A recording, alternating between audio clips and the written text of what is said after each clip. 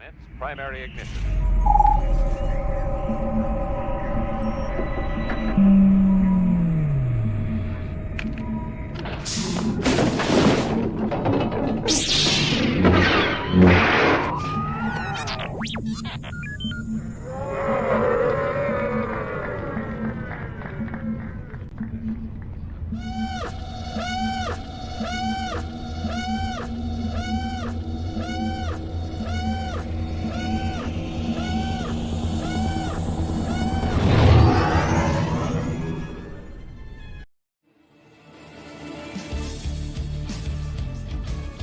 Hi, I'm Angus McGinnis. I play John Dutch Bender, Gold Eater. I want to welcome you to the virtual Cantina Network.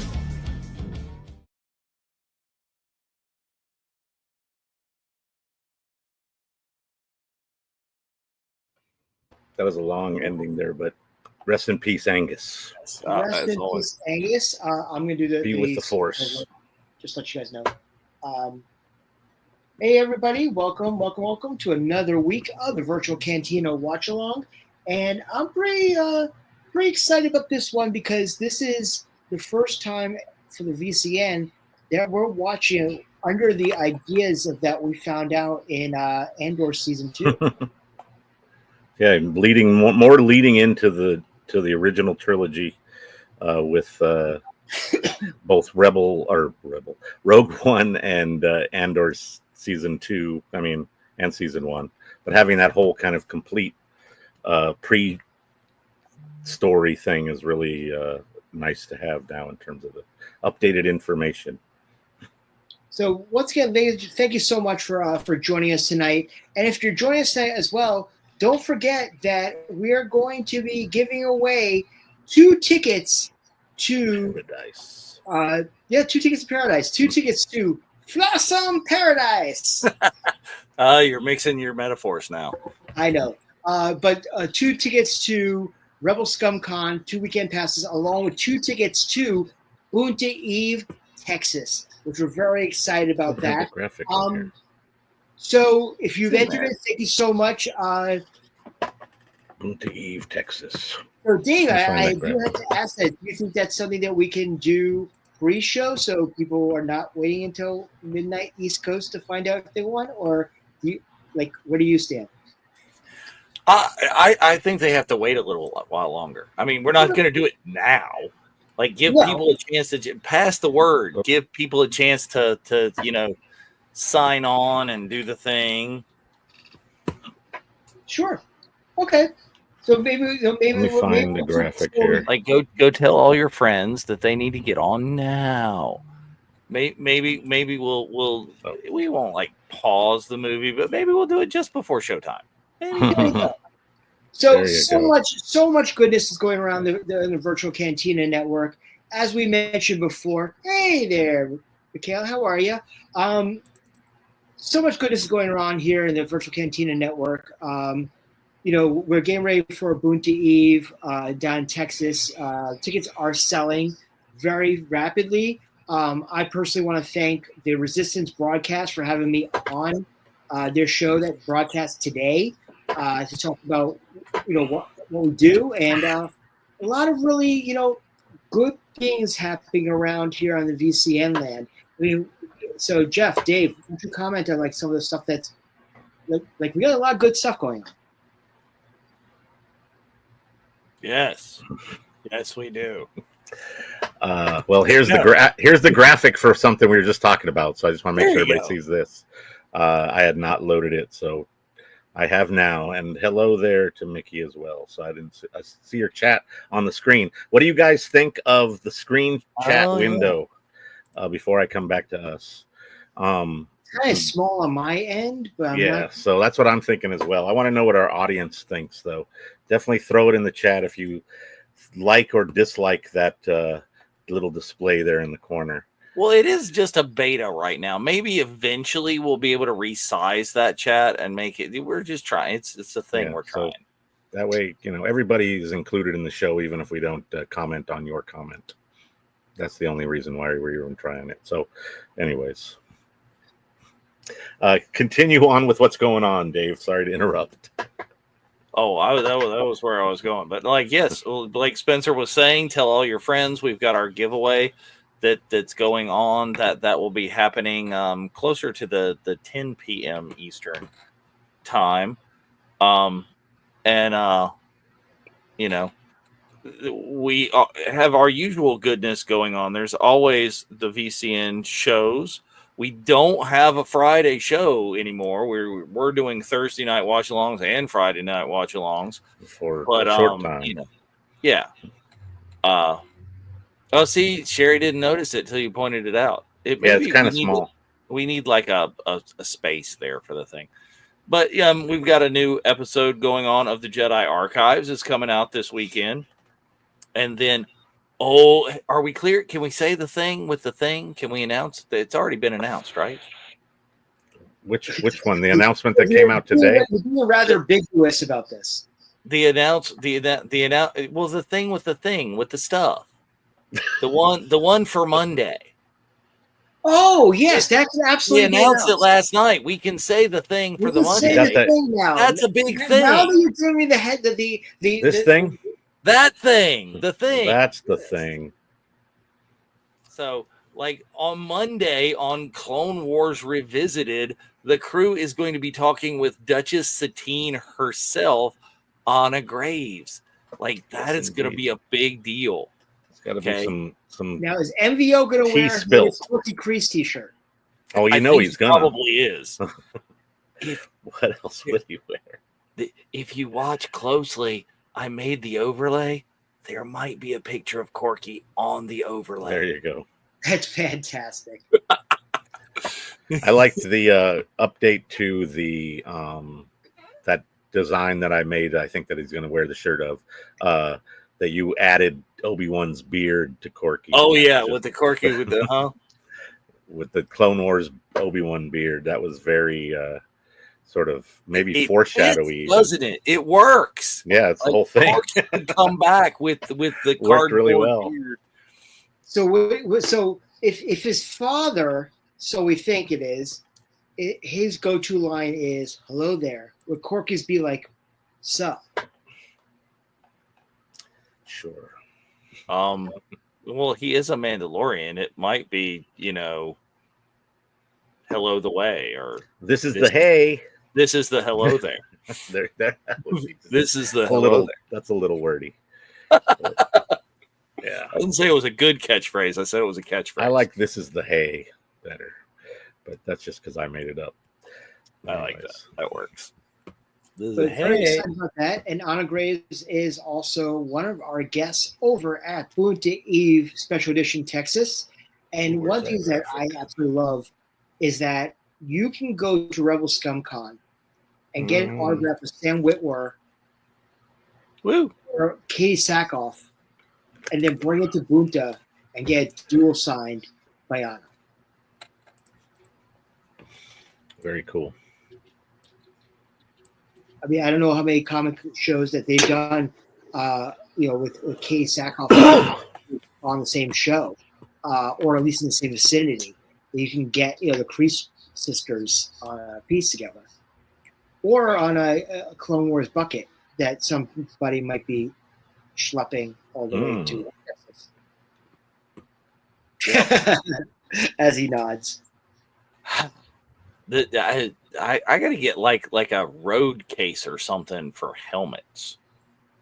Yeah, I was thinking the same thing the other day. I just had like a road case with the foam inserts that just helmet sized. Could you get a case of plutonium but without the plutonium?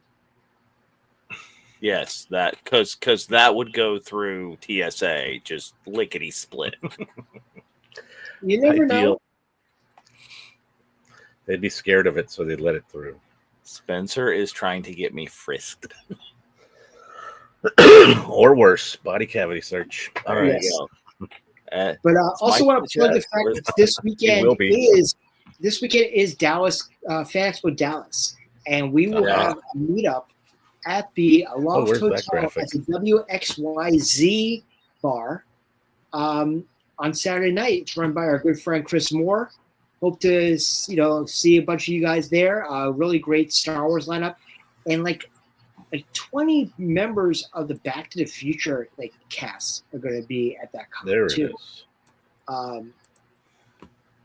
Pretty exciting stuff there. But great Star Wars guests are always at those shows, and a big shout out to our member Jackie Bruce, who is one of the people who's a show manager over at those who's going to be there. So there will be VCN representation at that show. And also we have so many other events coming up. We got, besides Rebel ScumCon, same weekend is Fan Expo Boston, where we will have a meetup of Fan Expo Boston at the Irish bar across the street at the Westin. Very excited for everybody who's able to make that. If you're not going to be with us in Texas, and if you're not going to be with us in Texas, why? Wait, where are you? We need a written excuse from you, like before the day. Listen, I know. Signed by your parents. Yeah, I know that they have Hayden and Ewan and Simon Pegg and Giancarlo and Christopher Lloyd, and they just announced Jessica Biel today. So I might have to send one of our members with my Cantono just to get signed by Madame Garza. That's kind of brutal. have her sign it, and then have Chris Bartlett, who was the droid that was carrying it, say, "Sir." Yeah, that's even worse, actually. Yeah, truly, that's a good one. Or you can get something like Flashdance signed. You get your laser disc. Yeah, that's what I was going for. Like get your leg warmer signed. There you go.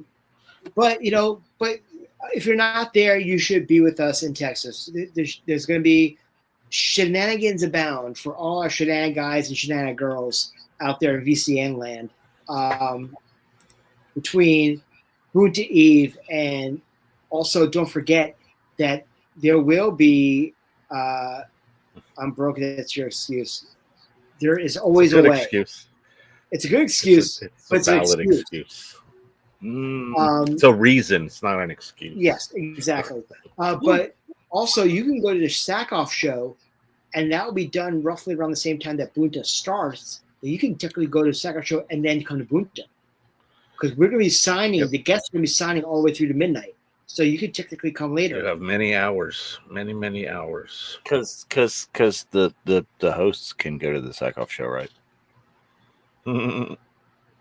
So close. Nice try there. It's so close. Yes, but the thing is you can also grab your dinner over at the Revel, and not have to worry about.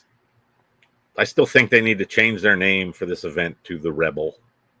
Change that V to a B. We talked about that. It was also with Biggs that Richard Wawalski wanted to go to Sharpie and add an extra G. That would make it better. But so much goodness are going on around VCN. Next time we'll make our own signage. Very excited about that. And those who watched the interesting Instagram Live this afternoon, we announced with Rebel ScumCon that our good friend, the MC of Celebration, if you will, where's that Mr. DJ Elliott, will be at Rebel ScumCon doing the show before the show, as well as spinning at Boonta Eve in between. I'm reading on about the ones and twos. Yes, in between the karaoke sets, which would be awesome. And yes, Michaela, that is a very good comment right there. You had mentioned that in Frisco there is a place where you can get Japanese curry. I did have katsu for lunch today. I had to order it.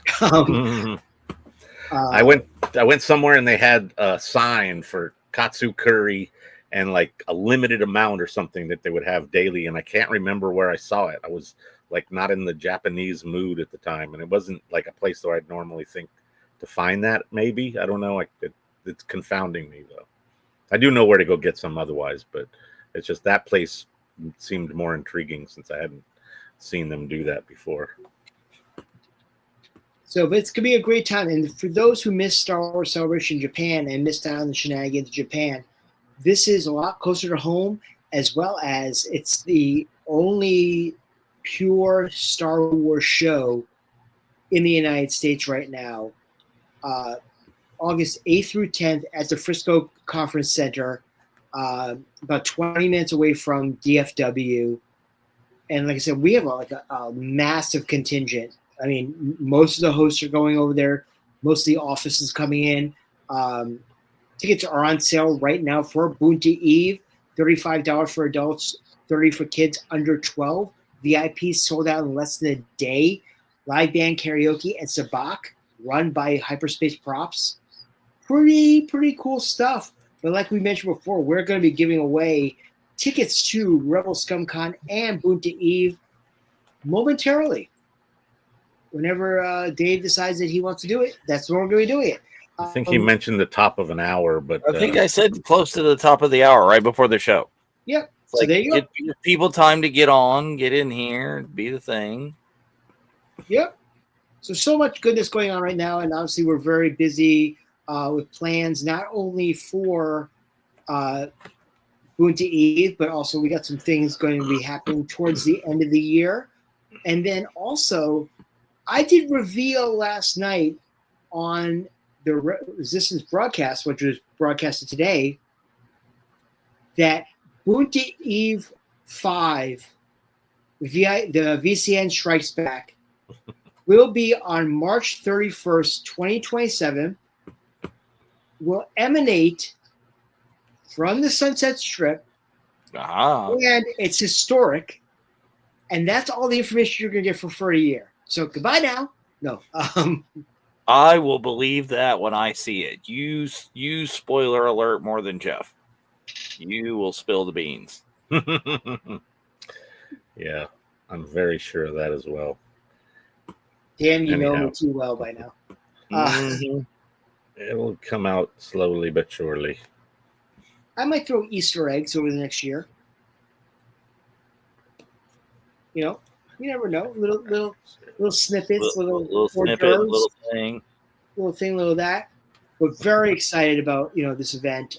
Excited about everything we're doing, and we would not be doing this without you guys, our loyal VCN family members. We greatly appreciate everything that you do with us and for us, and also this is for you. Like, we're just shy. We're at 98,000 members right now, on the march right now to 100,000, which is absolutely incredible. Yes, and when we actually when is the announcement for the next prize? Because there'll be the prize. So we got about 400, just under 400 members to get to that. Gotcha. So, tell all your friends if you want, to see the cool next prize is go ahead and join, or you sign them up, tag them. Yeah, the prizes are all pretty cool, equally cool, but different. And I want to thank all of our sponsors and everybody who has been donating for that. And thank you to Rebel ScumCon for donating tickets to their convention, as well tickets to Boonta Eve for this event. I greatly appreciate that. And we have some really exciting Boonta news and VCN news. Hopefully, going to be coming out in the next week or so. We had a nice meeting with some people who do some things for some place. It's something that happens. They do the thing with the stuff. Yes. Similar to what we were talking about earlier, but different. Yes. Absolutely. And I actually understand what I'm talking about here, which is always a good thing. So excited about that. But also, again, we are going to be starting in about 11 minutes at the top of the hour. We are going to be watching Star Wars. Nobody else asked. Star Wars, damn it. I wish we were watching the despecialized edition or a legit original cut. Yeah, so the problem with that is I don't think everybody necessarily has access to it, although I think everybody on the stream probably does.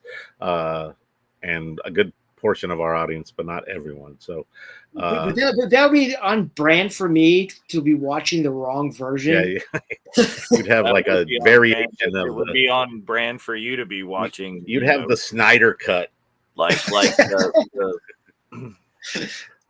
Do we really want a Snyder cut of Star Wars? I don't think so. No. Although you never know, it could be Bizarro. We want the Snyder cut of Revenge of the Sith, that 4-hour version that people say, the elusive 4-hour version that's on the cutting room floor. Yeah, So I have that. Of Revenge of the Sith. The one that has the intercut all the things. Where is it? Oh, it's like the George Lucas 4-hour cut, like his original cut. No, but like the cut together that skips. You mean it. Did you get that's the Order 66 cut, isn't it? Oh yeah, probably. Isn't it mostly centered around Order 66? Oh, or is it? No, it's all the. It's got all the stuff with. It's everything in the whole saga connected together, including the animation. Right? Not Where everything. It's on this desk. Key points somewhere. in the main stories, right? That equate to different versions of the different. They got to add Andor season 2 in there now. Oh, now you got to do the cut again.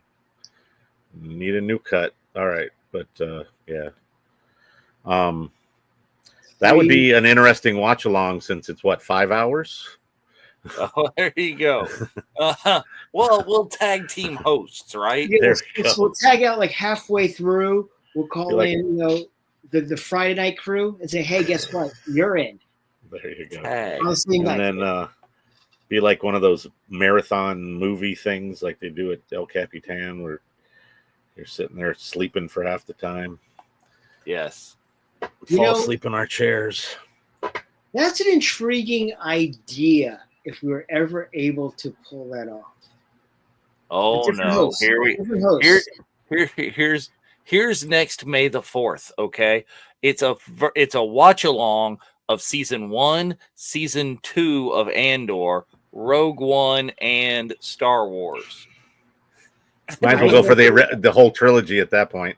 And then we'll rotate out hosts like every couple of hours.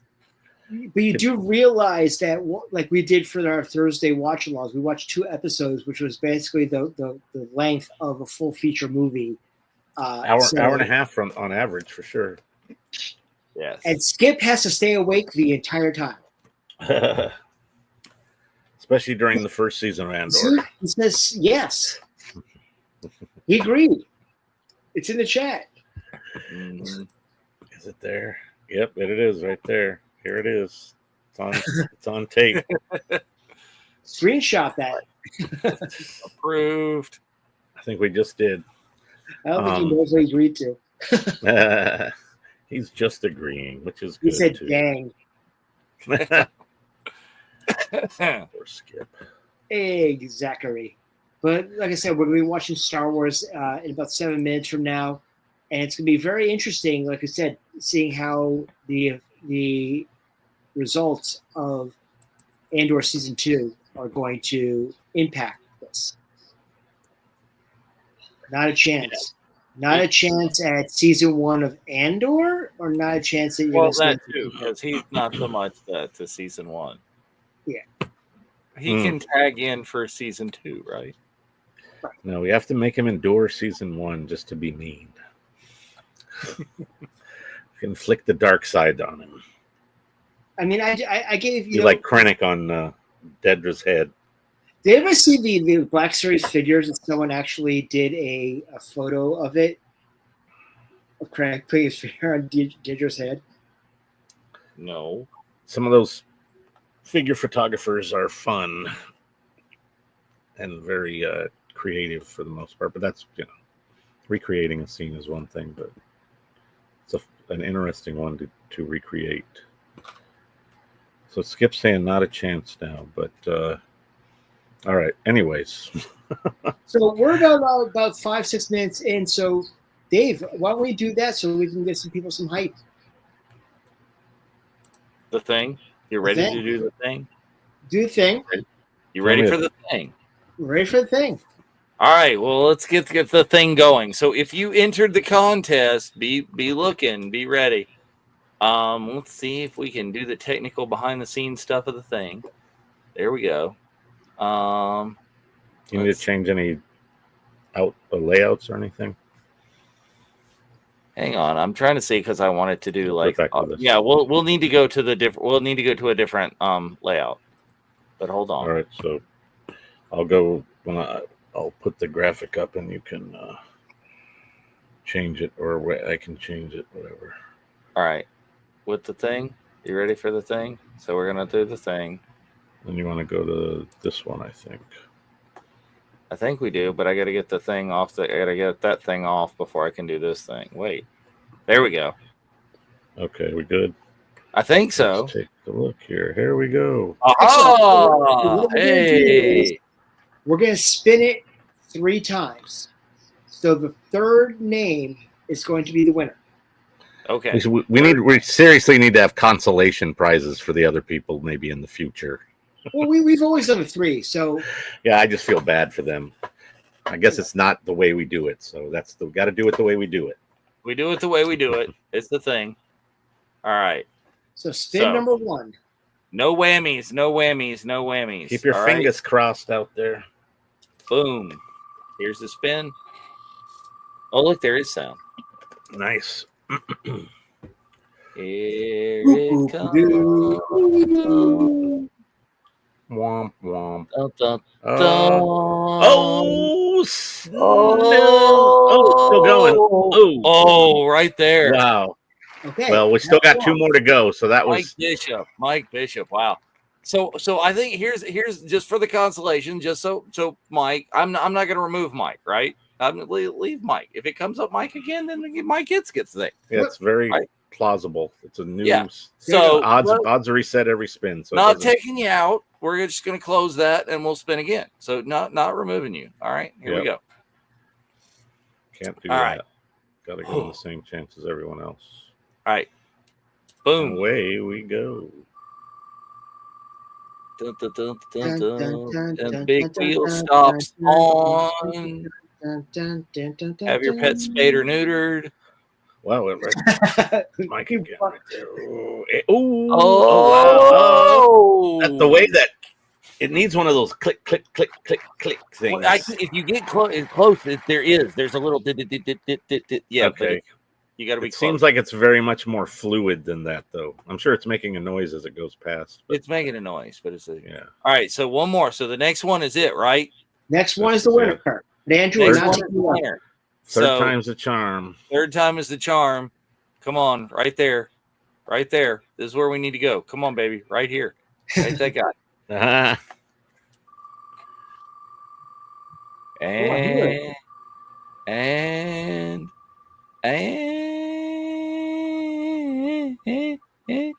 And you got it. Oh, it was close. That was close, damn it. All right. We got a winner. Yay! Go Paul. Congratulations. You and a guest are going to Rebel Scum Con. I will post it up in the Facebook page very shortly. And if you're watching right now, please message me separately, and I'll tell you what I'm going to need for information. But congratulations on winning the tickets to Rebel Scum Con and to Winter. We can't wait to see you there. And for those who did not win, please order your tickets. Yes, order your tickets for this, and remember, watch out when we hit 98.5. Watch out for the next contest. We're going to do the same thing again, and for more fabulous prizes. Yeah. All right. Let's. We are, of course, on the we'll go to the what are we on? We're on the road, right? We're there. Oh, there, the road to the. Yeah, that's what I'm saying. That's what we put up. We were on the road while we switch over to the other thing. Yes. Okay. Here we go. Aha. Let's see here. Remember, we're the Virtual Cantina Network. We have friends everywhere. Yes. Right. And yes, so definitely congrats to Gopal, or however his name is pronounced. Don't want to be butchering it, but congratulations, definitely in order. So All right, it's time to start that movie up. So have your Disney Plus queued up, which why didn't I do that? Hang on, damn it, because I was doing the thing and I don't have my Disney Plus queued up. All right, well, we're in the Hang same on. boat currently. So I'm going to Give get my people Disney the Plus time. queued up. So we have a It's not- little bit of time right now. Got to put Yeah, my good, 'cause- passcode in. I am not queued. Yeah, I got to get. I'm on Rogue One still, I think. So let's see if it was suggesting A New Hope. That'll be an easy way to get there.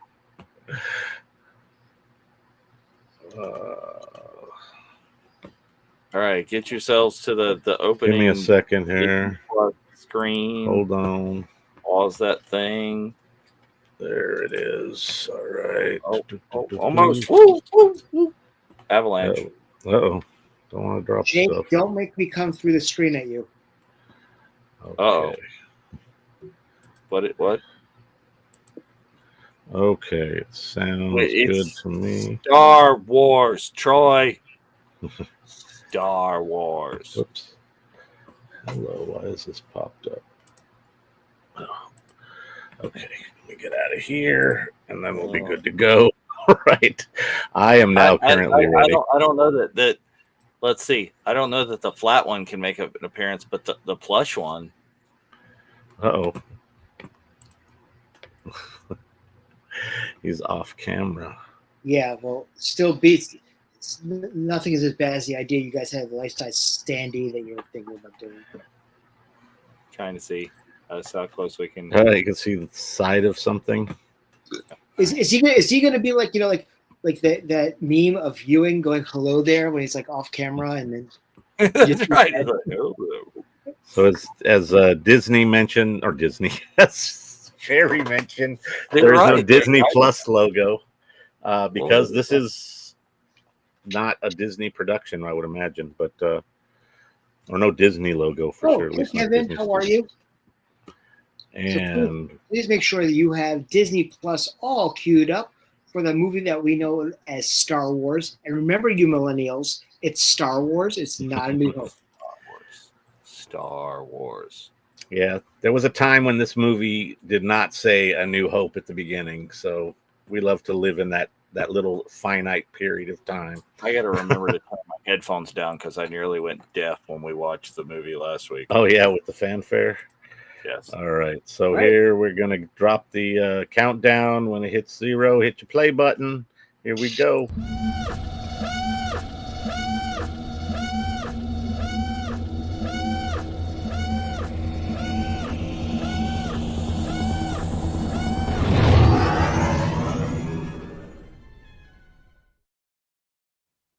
Dun, dun, dun, dun, dun, There's dun, the dun. old school fanfare that we all love. What?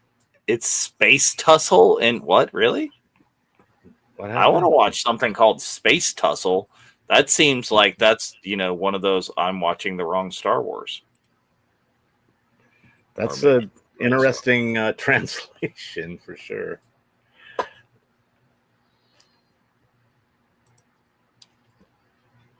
This sound would be great. This fanfare would be great on a great pair of speakers. I hope we can find out. All right, I can't hear you. I'm listening. He's got a decent pair that he's listening with, but I think a bigger set might be in order for watching this movie for sure. Yeah, we got John Williams O'Neill over here. John Williams. O'Neill. I didn't know that was Williams was your middle name, Dave. His Was it first John name is Williams? John also. Oh, he's got 4 names like he's one of the Beatles. Yeah. Got it. Dave is an alias. Yes. But a good pair of speakers, right. which we may be able to tell you about in the future, might be great sound for this. I'm sure they would not detract. So yeah, the one of us was supposed to read that for the people at home. We didn't. Well, we need the special edition that has at the bottom of it, if you can read this, you don't need glasses. There you go. Dave, are you back in Anywho, there? this is such a classic opening,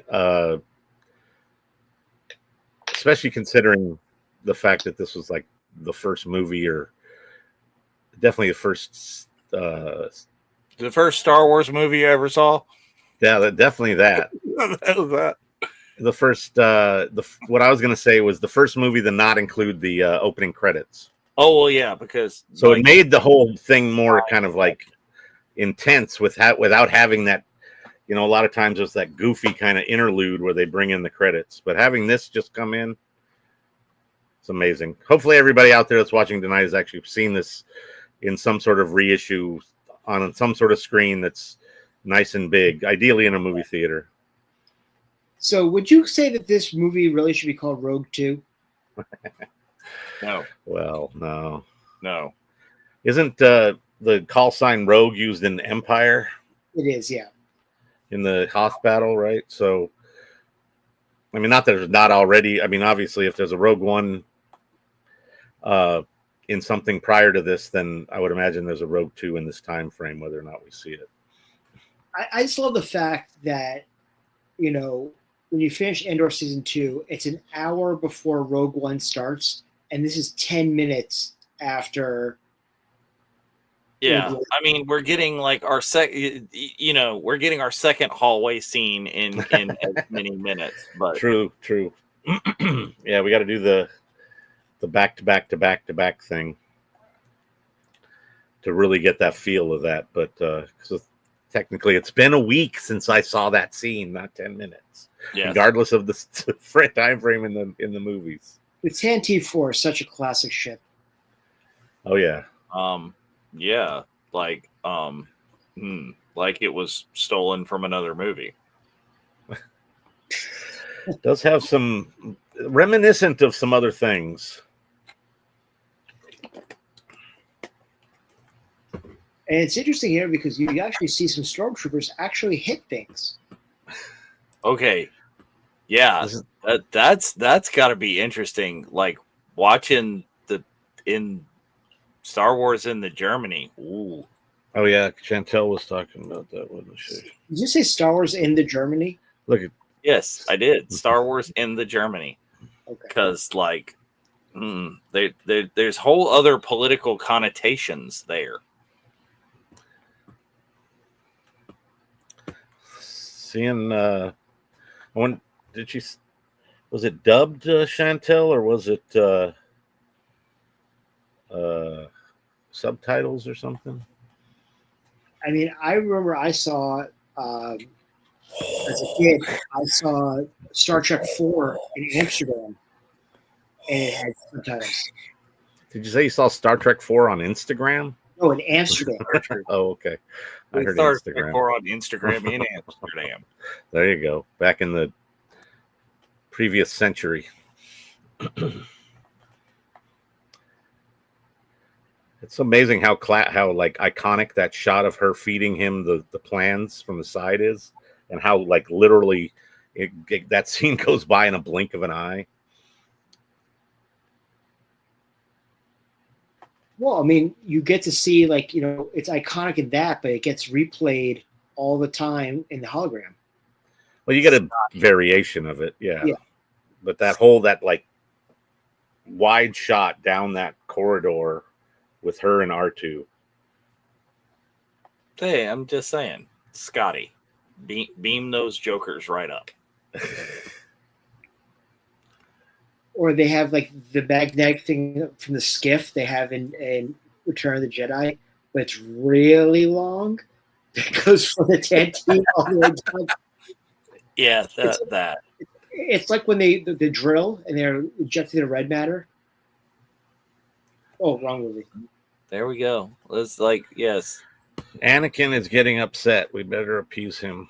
He's starting to get whiny. He's got sand in his. Dave Prowse, the physicality of Dave Prowse is you cannot miss that. Definitely. I think Anakin, and verify. Speaking of like Dave Prowse and James Earl Jones here, did anybody see from a reputable source? I saw it today that allegedly Katie Sackhoff has given the okay to AI her voice for upon her passing. I saw that article as well. I don't know if that's confirmed. Right. What was the source? I saw it as a graphic. places I see things on the internet. I don't know. Yeah, the ones you're not, that just sort of come and go quickly. I see a lot of weird, odd peripheral stuff. I love how they're just like, we can't waste a blaster bolt. Could shoot it down and not worry about us littering. Damn Empire. Random. Fire when ready. Written and directed by George Lucas. Yeah, exactly that. But they prefer to litter. We're just going to throw our Kevin, that's a great idea. Ask Katie at Rebel ScumCon. And you too can go to Rebel ScumCon and get your ticket at rebelscumconventions.com. There you go. Where's that? Oh, they didn't put the website on their graphic. I don't know. I questioned whether that's like a thing, because I'm looking here now. I'm down the Google, and it's like dates from like April and March where she was discussing that. Yeah, it seems kind of thoughts. Suspect. Was it 2% of a conversation? You know. Katie says a lot of stuff that she may well regret later when the fans. Maybe she was in character. Like, all right. You mean that that member who got one of our baseball jerseys and had 2% put on the back of it? It's all about the blue milk. I may or may not have made up a shirt that said that we thought better of. Coming soon to the Renegade T Public. Yeah. Somebody had a head like band printed, 3D printed that said that like in it. Oh, did they? That's pretty cool. That's like her headband thing that she wears under her helmet.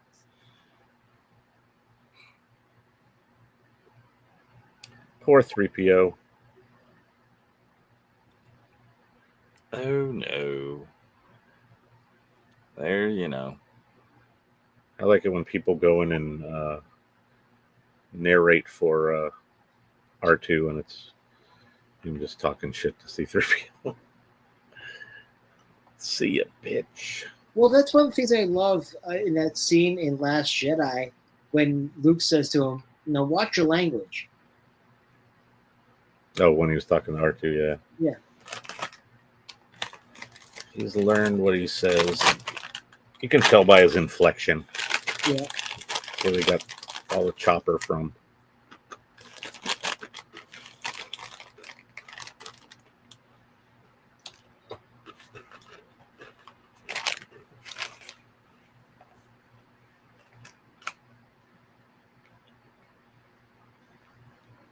What was that meme they posted up earlier about R2 and K2?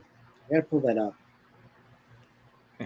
Was it R2 and K2 or up with how many memes that you post? Or C-3PO and K2? Yeah, that's on that. C-3PO. C-3PO tells everybody the probability of dying just because he has anxiety, and K2 tells everybody the probability of dying just because he's an asshole.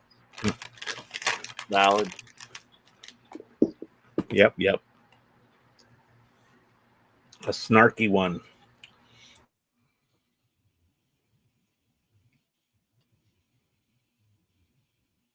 But I love that commentary of between Anthony Daniels and Alan Tudyk. When Alan Tudyk first played K2, he asked Anthony Daniels what he thought of his performance, and he told him to F off because he did CG and Anthony had to be bolted into his outfit. Oh yeah. Not so much that it's like, oh, you have it too easy dancing around in your little spandex with ping pong balls on it. Right.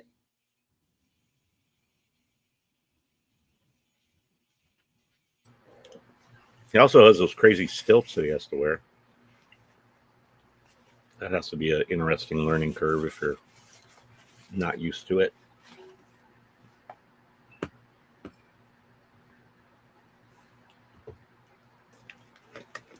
Nothing to see here. Just walking by.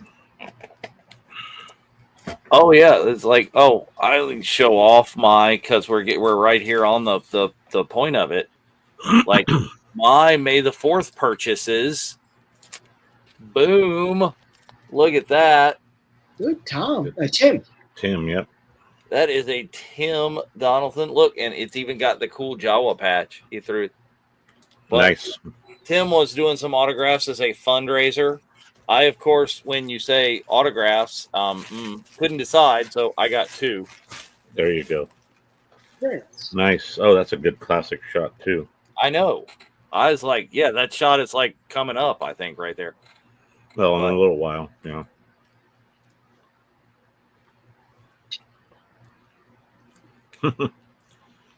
Jawas. Yeah, super fun. So, for those of you that don't know, see, exactly right there. Kevin, it's Small World. Kevin designed the patch right there. I love that patch. That is pretty cool.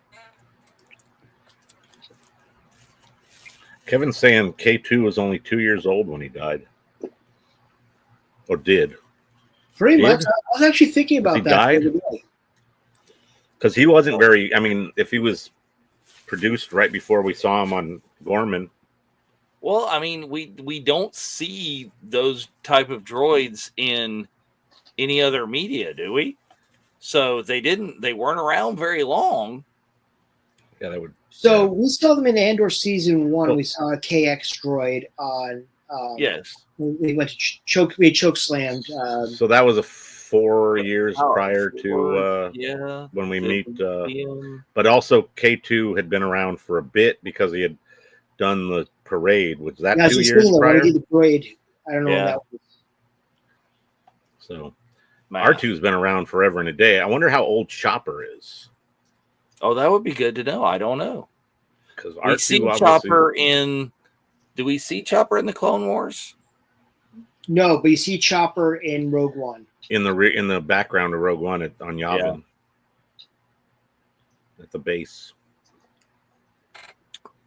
I didn't know if Hera had Chopper when we see young Hera, because don't we see young Hera at some point in the Clone Wars? No, we see young Hera. It wasn't Bad Batch. Because she's friends with Omega. That's right. It was Bad Batch. Okay. And you can meet Omega at Rebel ScumCon. I need to. Because I've only met her once, but it was the plexiglass. We need to do an updated beard batch, maybe. Yes. But, we're beardless. When we went, we didn't have a meeting on this. I think we basically did the same thing because it's like the mustache is right darker now, and the goatee is nearly white. There should have been a meeting. I think. Yeah, well, it's the standard issue. Yes. Yeah, I had to shave off the sides because. So yes, Chopper does appear with young Hera in the Bad Batch. So, but been around since at least like the Rogue One there. So. Mark Anthony also talks about all the time about designing the extra dewbacks and how much fun that was. Oh, in the background here when they're searching. Ain't no dewback like an original dewback, damn it. Because the dewback party don't stop? Because the dewback party don't stop. Don't steal the Nerf herder shtick. I mean, next thing you know, you're going to have the thin Gamorreans. But this is not the thin Gamorreans. Nope. Troy doesn't like thin, skinny leg dewbacks, so they got to have something going on for Troy.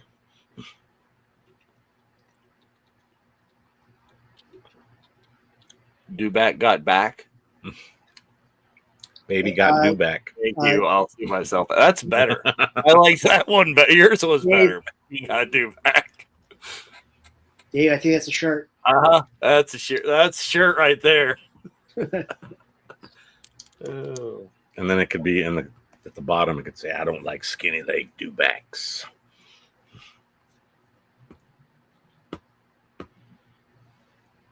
I need a new piece of paper for all Luke. So is that Tika?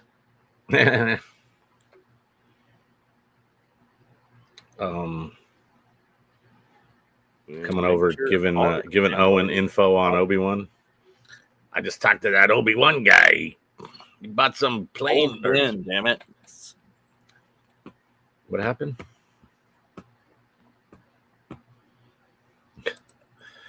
Yes, our dewbacks we like thick. You know what I don't understand is that he goes by R2 and goes to C3PO and doesn't say, those look like the droids that your father and your mother, people had. Those random like, people haven't we met before? Yeah, that would be the other thing. Like, have I R2 seen you? Have you been here before? Remember, R2 was not wiped, if you remember. Yep. At the end of Okay, so let's see. 3PO's been wiped multiple times, I think, at this point, and R2 has avoided it. Mm-hmm. Oh no, not the Tashi Station! I want to go. Stupid droid. Okay, so Chopper, astromech droid, manufactured, blah blah blah, active during the Clone Wars and the early years of the Galactic Empire. So yeah, it's only a section. R2's been rocking it since 20 years before the Battle of Yavin, man. That Chopper is at least as old as R2, potentially older. Yeah, I think I'd heard that. But, well, if you do see him on Yavin, that means, well, no. That's just after Rebels, right? So. Yeah, manufactured by Industrial Automaton on the Outer Rim planet Lasan. He's existed for a few decades past his expiration date. Yeah. So do you think if what's the expiration? I read an article today that if Ewan's actually going to be in Ahsoka, do you think we'll see Stu John? Surely not. Though that sounds like something that Dave and John would do. Oh, absolutely. Because all it is a throwaway title card, right? Yeah. Yeah. Could be one quick scene where they go somewhere on the way somewhere else.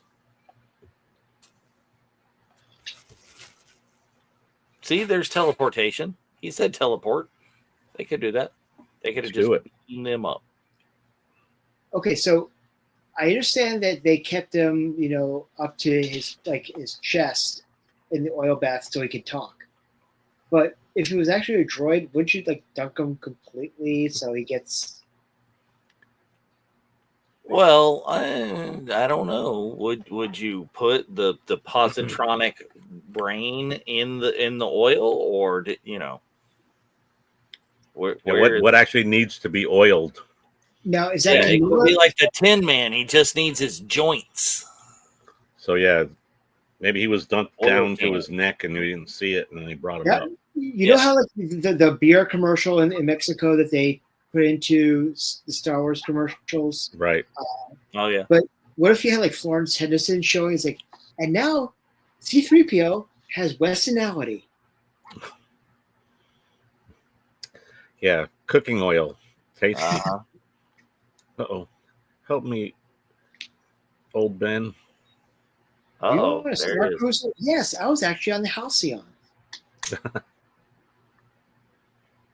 I do regret never going and spending a lot of money to go on that weekend or whatever. We all planned that was supposed to be for my 50th birthday party next year, and that went out the window. Now you don't get a party at all. No. It didn't necessarily go out the window. One just either has to pivot. Know some Disney executives. Oh wait,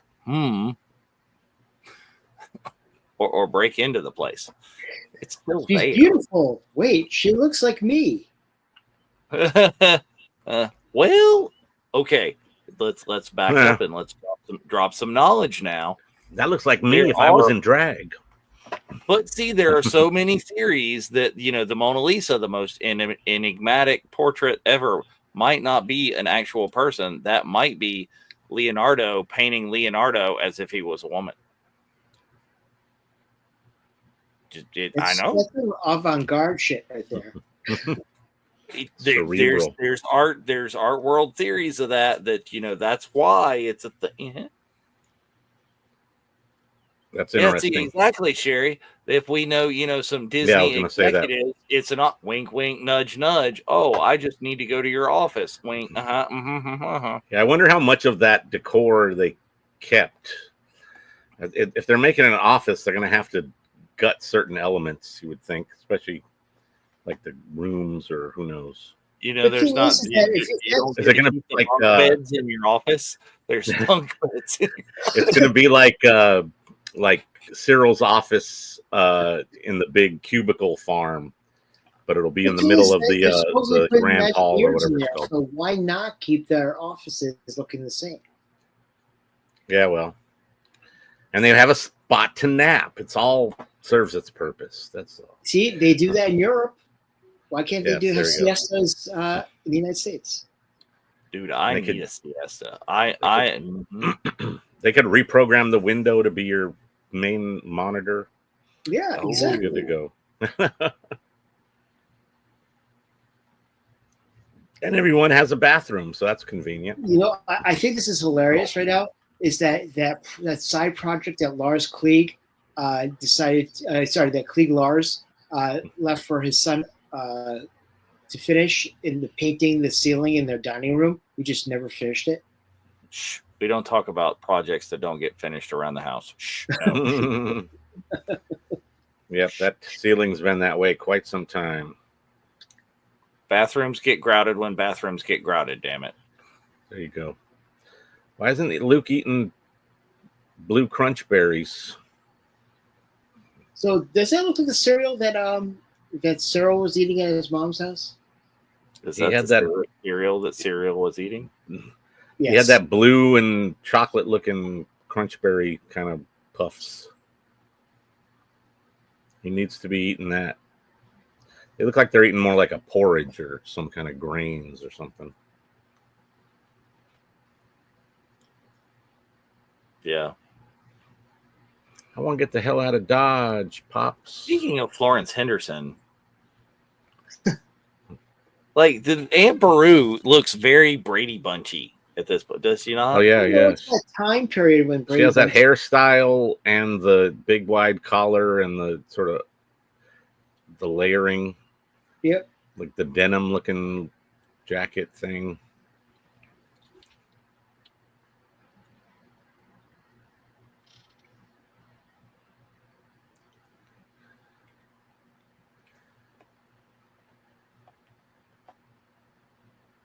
Yeah, mofo. Oh no. There's too much of his father in him, like his father trained Obi-Wan. Savage Owen. See, that's how other Owen would have been, the smart mouth Owen. Yeah, right. He's just gotten old and grumpy and less brutal. Yes. Less savage. Twin sons.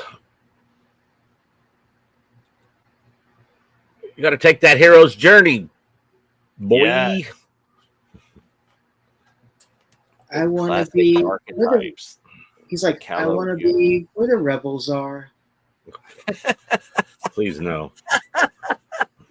Oh, that. Ooh, zap that droid. We're on that right there. So is the he's got a droid collar that he just zapped C-3PO with, so that zapped his restraining bolt? Is that what happened? Yeah. He's literally wearing a no bark collar. So that's like that sexy toy that some people wear and other people have a control for. Sure. I thought it was more like they had an Apple tag in his neck. But except it zapped him. Is there a popcorn bucket in the chat? Buddy, is there a popcorn bucket in the chat? Let's shift gears here. The Dune popcorn bucket has entered the chat. Oh, no. Yeah, there's some interesting popcorn buckets have been floating around. I just got a nice care package from Mike with the Death Star, the Trooper helmet, the Jawa sipper, and the coaxium sipper. Right, nice. Death Star. Spoiler alert! You're gonna see this later. All the fun things that you can get at West, but I know. Lighty up Death Star. It holds. They could actually put like a big old something in there. It actually has a lot of space. hamster wheel. Yeah, there you go. Tusken Raiders. About to get crazy. And still better than the ones in the Book of Boba Fett. Touche there. I actually picked up that was a cool puppet at Tokyo Disneyland, the Beauty and the Beast popcorn bucket. It's a stained glass on all four sides and actually lights up inside. That's fun. I think I saw that one. I didn't see that one. We got the Tangled Lantern one. Amelia was all about that one. I wasn't trying to bring home extra bulky stuff if I could help it. Yes. I barely got what I brought home in my suitcase, so that turned out ideal. Oh no! Oh, look at Gaffy stick, Gaffy stick. Whoa! And big ups rewind that tape. Big ups to Peter Diamond, who was the stunt coordinator as well as the Tusken Raider. His sons Fraser and Warwick were at Booty of London. Oh, very cool. Nice. And hopefully, at this point, George learned to shoot more coverage, so you would have. So you wouldn't have to rewind a piece of tape just to have enough for a split-second scene. Yes. Right. Or a piece of film, I should say. Move to tape and then other things later. A crate dragon's coming. Run.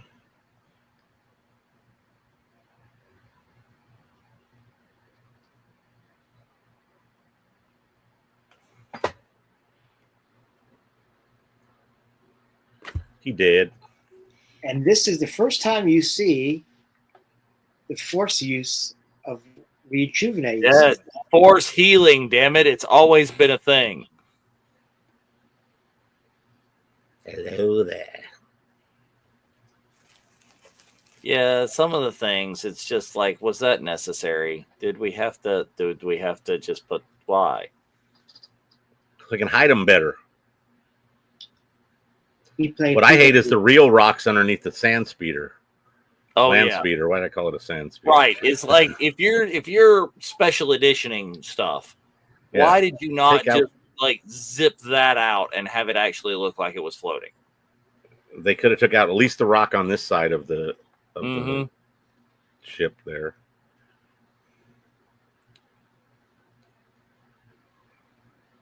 This little punk asteroid.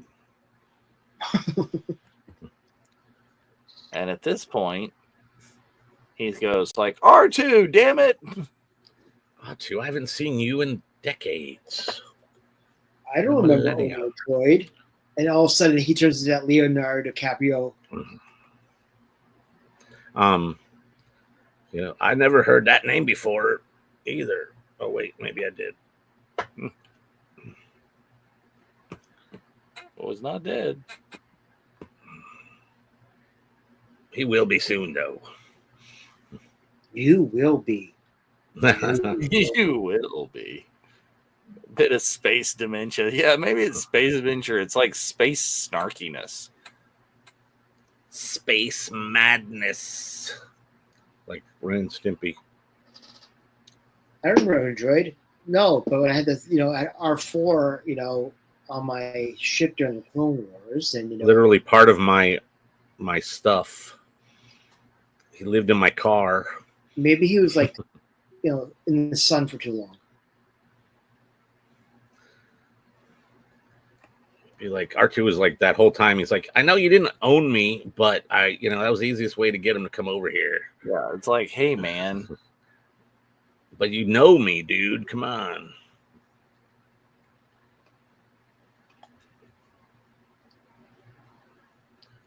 So that's what with C-3PO not knowing him. Why didn't they erase K2's memory when they reprogrammed him? Well, there was a thing they said. There was.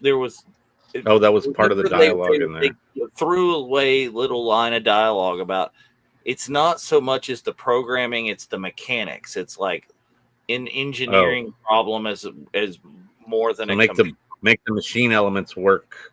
Yeah, make the machine elements work or limit his like homicidal tendencies or whatever. Right. So yeah, not feed that part of it.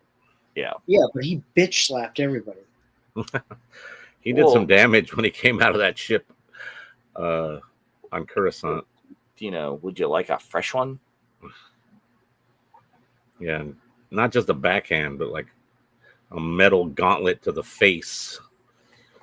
But yeah, he backhanded that guy right off the bridge. Oh, First yeah. He snapped his spine on the railing and then had to fall to his death or more One of the death. times Star Wars has a railing. There was OSHA and Coruscant. There was a railing. There you go. That's because it's residential. Okay. Maybe it was up to code for that. The housing authority came by. Yeah, they're louder than there's your flash prop. Oh yeah, we were talking about that the other day. You mean when he looks close up on the bottom. That you could get signed at Rebels Company.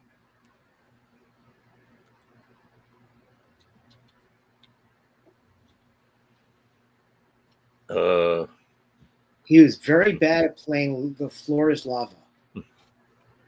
Oh. He thought he could take the high ground, and I couldn't let him. So there was a really interesting panel from. Hey, speaking of Sean Hines of Mandalorian, we were just talking about him offline. But there was a very interesting question to Hayden in a panel where he actually, someone asked him, why do you think that he took, the high ground? I mean, he would try to, do the flip to take over the high ground. And he said, probably because it's probably legendary of the way that Obi-Wan Kenobi came from the low ground and killed Darth Maul. And he's like, well, I'm the Padawan. I can do the same move. And I'm like, well, that makes sense. Yeah.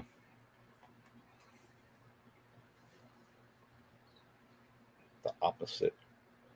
I want to know what those two brass things are, accents on the table. That it's not a sink, so it's not faucets. I don't know.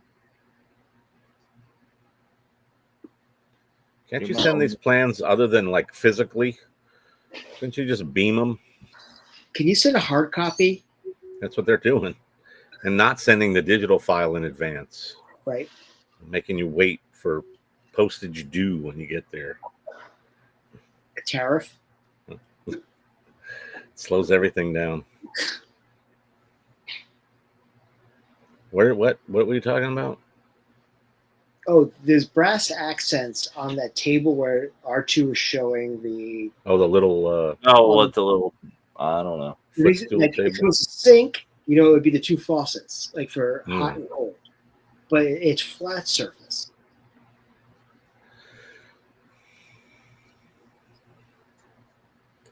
Is it a cheaper? Oh yeah. It's a barbecue. It's a hibachi grill in the middle of the room, so you can do some crazy partying, cooking up food in the middle. Could be that. It's the 70s styles. He's in a sunken living room, for Christ's sake. It's two seashells. It's the 3 seashells. There you go. They look metal to me, but yeah, that would be an odd place for a toilet. But you never know. He's an old hermit. He's by himself. You know, and refreshers could be randomly placed, right? Hey Jeff, we just saw the popcorn bucket floating in the air. The next popcorn. Oh, okay. Yeah. I thought you were talking about the bidet. Oh no. yeah. We just saw the popcorn bucket floating around. Okay, so here we find out that there's no longer a Senate. That they disbanded the Senate. Moments ago. Yeah. So this was like three weeks before this, if you look at the timeline, pretty much, or at least a little bit longer than that. That my mom is walking out. Oh, when she bailed out. She without bail. Yeah. Well, she bailed on bail. Right. So just disbanded this. So she's literally on the ghost right now. Yeah. Well, I saw something earlier. Is that during the medal ceremony of Yavin, Luthen shot Lonnie 2.5 weeks before that happened. Wow. That's how quickly Deidre's little thing is going to discuss her. You know, it's like the rebellion happened, you know, so from there, a fortnight, you know, 2.5 weeks, you know. And she's already in her little cell for a while at this point, right? Like, this is what doesn't get me. These are like high-level Imperial officers. Have you not seen Vader fuck shit up before? It's like you're mouthing off to the Sith Lord. So do you think that extra seat is Krennic, or is it? Yeah, that's the legend, right? Is that Krennic's seat is open because somehow he couldn't make it. He was indisposed. Crush the rebellion.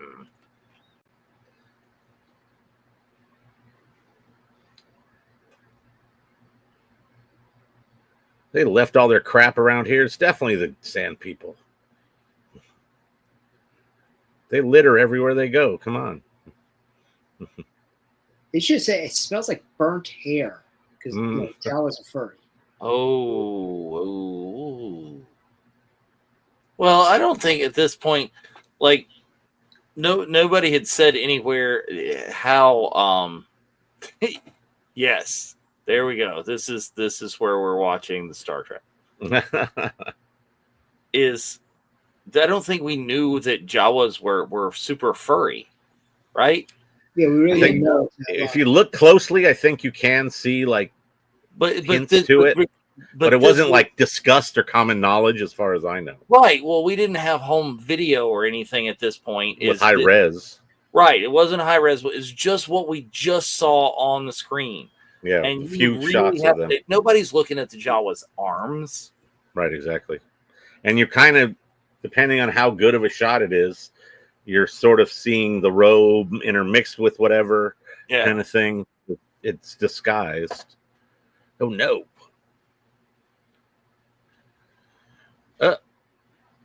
Take a DNA sample. That's really two troopers that they made it look like... Well, yeah, like talk about like retconning after you see like badass the Aunt Beru wrecking crew. Aunt Beru with her. That's plausible that they're not dead.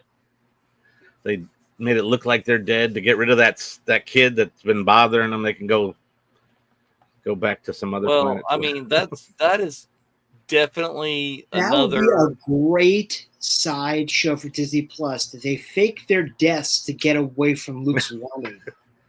And then they went and lived in Obi-Wan's house because he's gone.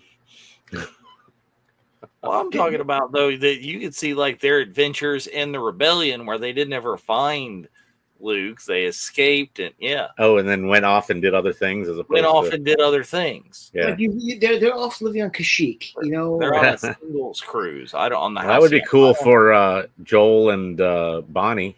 Oh yeah. They're living on the other side of Scarif that didn't get shot. But Yeah, well. like, if they bring back Mace Windu, I mean that's just as plausible. Okay, that's just, Well, Mace seems a little more likely. And then you have But like this is the part where you're supposed to say something about burnt hair, not the previous. oh yeah, scene there you so go. much. Maybe Well, a little bit, but here it's for also, sure. well, you have like instead of like behind the music, you have behind the saga or behind the empire, and then you see you know Baru and Owen saying, "Yeah, we faked our deaths because he was a whiny little bitch."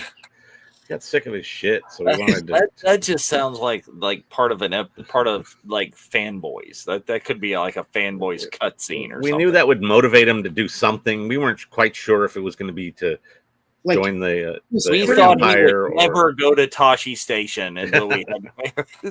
now he can go as much as he wants. We don't care.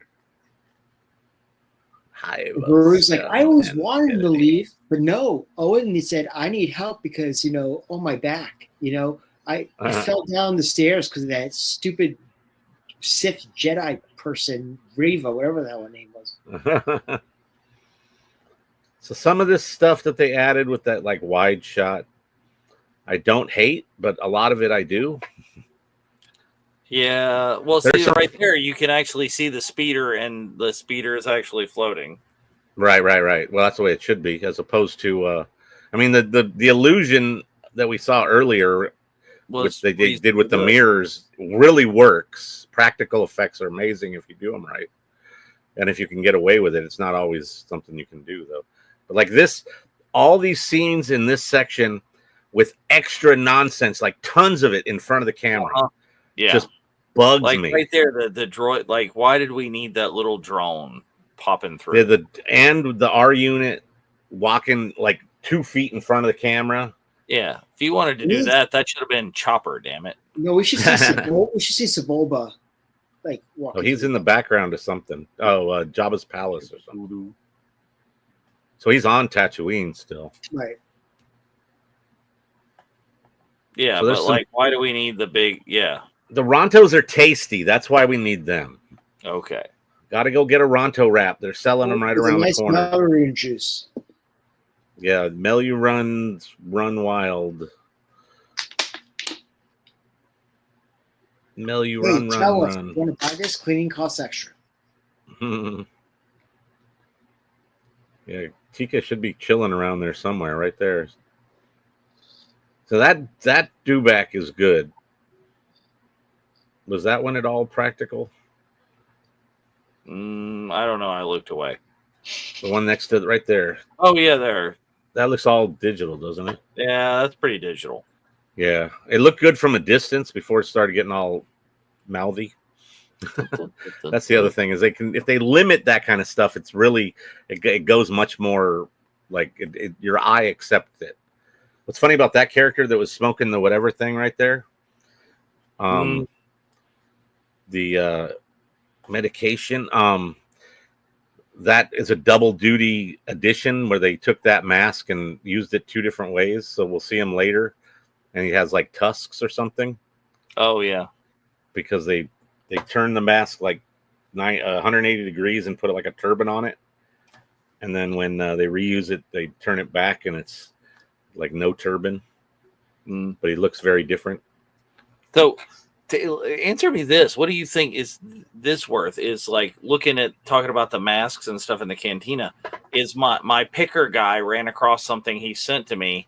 Is somebody's got just a Don Post, not an original, not or anything, but a Don Post Bith mask from like I assume like Halloween 1978, 1979.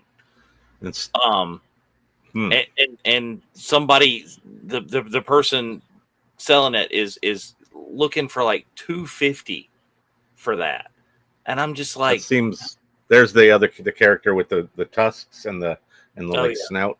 That's the back, one side of the head, and the other side we saw before with the turban over the tusks. Anyways, $250. That seems like way low. No, but it's in like crappy shape. Oh, okay. So this one is in just absolute. It's discolored. Like tore up, yeah, really. You wouldn't think of or even probably know how to like keep it in an ideal kind of situation. For something that old. Yeah. I But I'm just, it just You'll be strikes dead. me as odd that it's just you're really putting a lot of value on this really just badly done thing. It's a replica. It's a Halloween costume thing from this scene. It's just a. I don't know. That does seem odd. Yes. People try to like inflate stuff as well. So how, I don't know if we tried to talk about this before, but how long before this were they on Jeddah? That we saw them in that scene with Jin and yeah, because so they Jeddah run into him in that walkway. It could have been long, right? They must have come like right here from Jeddah. Well, they before Jeddah got, Yeah, they bailed from Jeddah just in time and made it over there. He's having PTSD. That's why he lashed out. Because you don't know where Saw is. No one didn't. It wasn't. You have no idea where I am. That sign behind it says "Welcome to Jeddah." What? And Obi-Wan at this point should go, parsecs, that's a distance, damn it, not a speed. It's like you don't even know what you're talking about, man. It's time, not distance. No, it's distance, not time. It's distance, not time. So I'm watching right now. You can see Peter's eyes going back and forth. But when he said 12 parsecs, it would have been great if you gave him the look, just like that. Should have looked at the camera. If Chewie just looks at Han and then looks at the camera like. He just said the same line that he said in Solo. Not if you round up. There you go. That's your special edition right there. That's the kind of stuff we want you to edit into this show. That makes even less sense because he says less than 12. So if you round up, I don't know. It's going to be less than 12 regardless. He didn't say he did it in 12, right? Well, you have to say 12, and then if you round down. Anyways. Could you imagine if Obi-Wan shows up in Alderaan and says, "Hey, Bail, do you got like 15,000 credits that you can just give in? And I'm good for it, Like, how's that conversation going to go? I got 2,000 in my pocket right now. I'll give you 15 when I get there. Well, how do you get to 15? Well, it's because I'm just going to say, pay the man. Jedi are forbidden possessions, right? I assumed you were going to pay my debts when I arrived. That's all. Love Han. Those guys must really be desperate. Yeah. You see Baru and Owen around the corner, like, he's never coming back. We did it. And our good friend, Mr. Paul Blake. There he is. Oh my! I think I put my Greedo up. McClunky. No. What? McClunky? Why did it have to be like something we've never? I don't think I've ever heard that prior. I wish he said Dank Farrik. Look, where's Skip with his replica? Oh yeah, Skip was playing with the DL-40. There it is. Look at it. Skip's probably twirling it on his finger right now. Yeah, that's the idea. That's the point, man. Oh, I have a Greedo body. Oh crap! There you go. A Greedo body. Well, it's a Luke head on it. Lovely. Well, it's because I had to make for Dawn to sign. Is I made an X-wing pilot. Aha. Right. That's cool. Yeah, I made a Rhodian X-wing pilot. So these are the extra. Did you sign the actual figure? No, sign the box. I went ahead and redid a Black Series box as well. Oh, that's cool. I don't remember that. Do I get to torture her? Somebody was talking about if Bix hadn't killed Dr. Evil Dude, whatever his name was, that tortured her, that maybe he would have been part of the torturing of Leia. Oh. But it's interesting that you had that big ball with that massive syringe when they could have brought in a mind flayer. Yeah. More gullet. So all the people that ran those machines got killed. But remember, the Empire is space Nazis and they're racist against aliens. Right? Is their technology, they're not alien living being things. There you go. Frank's friend or favorite character, that bug-looking thing with all the eyes, was just there in the background. Uh-oh, here comes Brendan Wayne's grandfather. Oh yeah, that was I think it was John Wayne's birthday the other day. Oh, nice. I think they should have left the old hairy guy in this scene instead of this horrible CG Jabba. Well, you know, that line, "You're a wonderful human being." Yeah, that too. It would make sense. Is that Mark there? I want to know Mark Anthony Austin. At some point, somebody hasn't special editioned the special editions. It's like you could do a way better job. I think I've seen this scene redone, like sort of like the deep fake that the guy did of the Luke scene that ultimately got him a job to do it in later stuff. You know the whole story about when they had Han step over the tail, right? Because they had there. So dumb. I hate that. Did they actually watch it? Look how quickly it's horrible. Yes, I've seen it a million times. Terrible. He didn't actually step because he walked behind the guy. He didn't have something to actually step on. And they realized, no way, he has to step on the tail. Yeah. You know what? I think it would have been better if they didn't do that. If people just like, well, maybe he walked far enough around. Yeah, they could have shrunk him down a little bit. It's like far enough. I think that because it looked horrible anyways. Like he got all blurry when they did it. Yeah. So there was that story that that Mark Hamill talked about on I think it was like Colbert or something of that nature. It's like one scene he's in a track compactor, and the next one he filmed it, and he said, "Should I get some like schmutz and stuff in my hair?" And then Harrison turned to him and said, "Oh yeah, if you're looking at your hair, kid, we're in big trouble."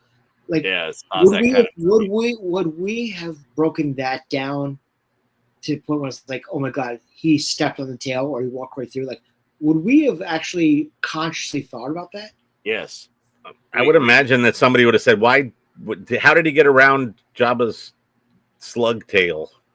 But it might not have came up right away, but I'm sure that would have been something that crossed somebody's Well, that's mind. the same thing he's talking about. Is like, would somebody be sitting there talking about Luke's hair? Well, at this point, yes, we're nitpicking to the point that yes, we would be. No, but I'm talking about stepping on Jabba's tail. Like, would we have actually, like why if it was missing? You mean, right? Yeah. Yeah. So I think eventually, I don't know how quickly, and it's the same thing with like Kevin Smith and putting it into the zeitgeist that the Death Star was full of contractors and working stiffs. That whole ideology was, you didn't think about it until somebody maybe mentioned it. Well, I didn't think about until like there's a meme that's come out in the last couple of weeks that everywhere they visited on the Death Star, the hangar bay, that little tiny dot, little bitty dot, and you're like, damn. Yeah, even if they go 10 stories, 20, 100 stories even, and it's tiny little speck on the And I was just Death like, Star. huh. And then I was never clear on the whole position of that trench either. And it makes sense that it's designed the way it is, but it's like you kind of assume it's the equator trench, and it's not. Yeah, no, it's not the equator trench. It's one of the ones that goes. There's a bunch that go up from like midway to the top where the thing is, or whatever. What are it? Meridians? Meridians. Yeah. It's like a meridian. So are they in Chewie mode? Almost. Going through. They'll be in Chewie mode when Chewie's flying and Han's not. But I seen you do it where you just jumped straight into hyperspace, dude. I mean, yeah. When do the new things come out in Smugglers? The new scenes. When the movie comes out in 26, so next year, like a year from now. Well, I thought there were going to be there's allegedly other things other than Mando and Grogu. Well, there was longitudinals. There you go. Somebody with actual latitude and longitude. Yeah, we got somebody who knows something or can Google for us. So they updated Star Tours with Mando, Andor, and Ahsoka. Yeah. And then the only thing I've heard about is adding a Mando thing to Smuggler's Run. So from what I'm hearing of Smugglers, there's going to be more scenes like Star Tours that you can like fly through. Like you can fly through. So it'll mix it up even more than it. Yeah. Okay. So you're maybe the Mando stuff is just part of what they're adding to it. Maybe.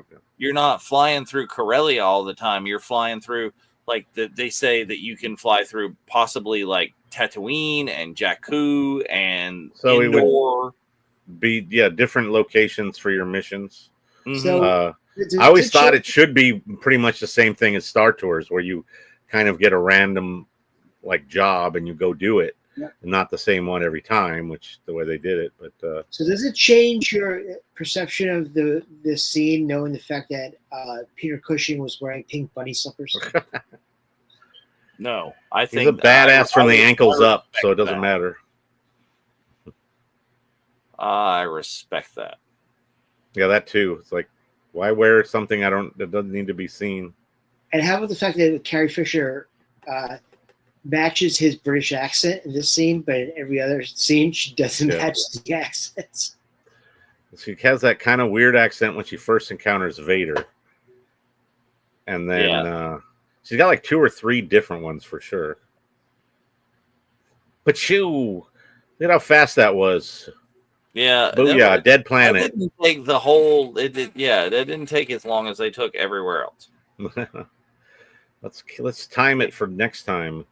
Is there a Star Wars technical manual like there is for Star Trek that explains how like beams of light hit each other and then go refract a different direction? Refract off of light. That encyclopedia that I've never read that I bought that has like it's like 30. Yeah, it's like is there the Star Wars equivalent to Mr. Scott's Guide to the Enterprise? Does that exist? So here's something that kind of bothered me in the sequel movies, which there's a lot of things that bother me in the sequel movies. But the training ball, I always thought it was the size of a hard ball, and yet Finn throws out something the size of a softball. It's larger. You see it, well, that's based on Force Awakens, but you see it on the Falcon. But yeah, it's hard to gauge truly. I always kind of had a feeling it was more like the size of a thermal detonator, but well, if you go and obviously the toys aren't necessarily to scale, but the scale of the one in the Falcon for the 3 3/4 figures, it's pretty big, like closer to the size of a basketball. Yeah. It's hard to gauge because it doesn't show up. It's all by itself most of the time. It's like a shot in front of him in that one shot. Yeah, it didn't look tiny though. It would have been a lot smaller because it's closer to the camera. Yeah, so there it is. But okay. I mean, I can buy softball. It's bigger than his fist for sure. Yeah. Yeah, get a blaster and shoot that damn remote.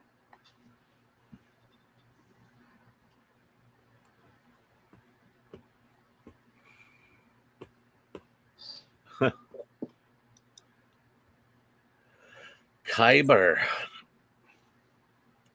Well, definitely not a regular beam of light. It's Kyber. It's not a regular beam of light. But how do they combine together is the question. Well, You I know, guess what different he's direction. talking about is it's the same reason why lightsabers hit each other and stop.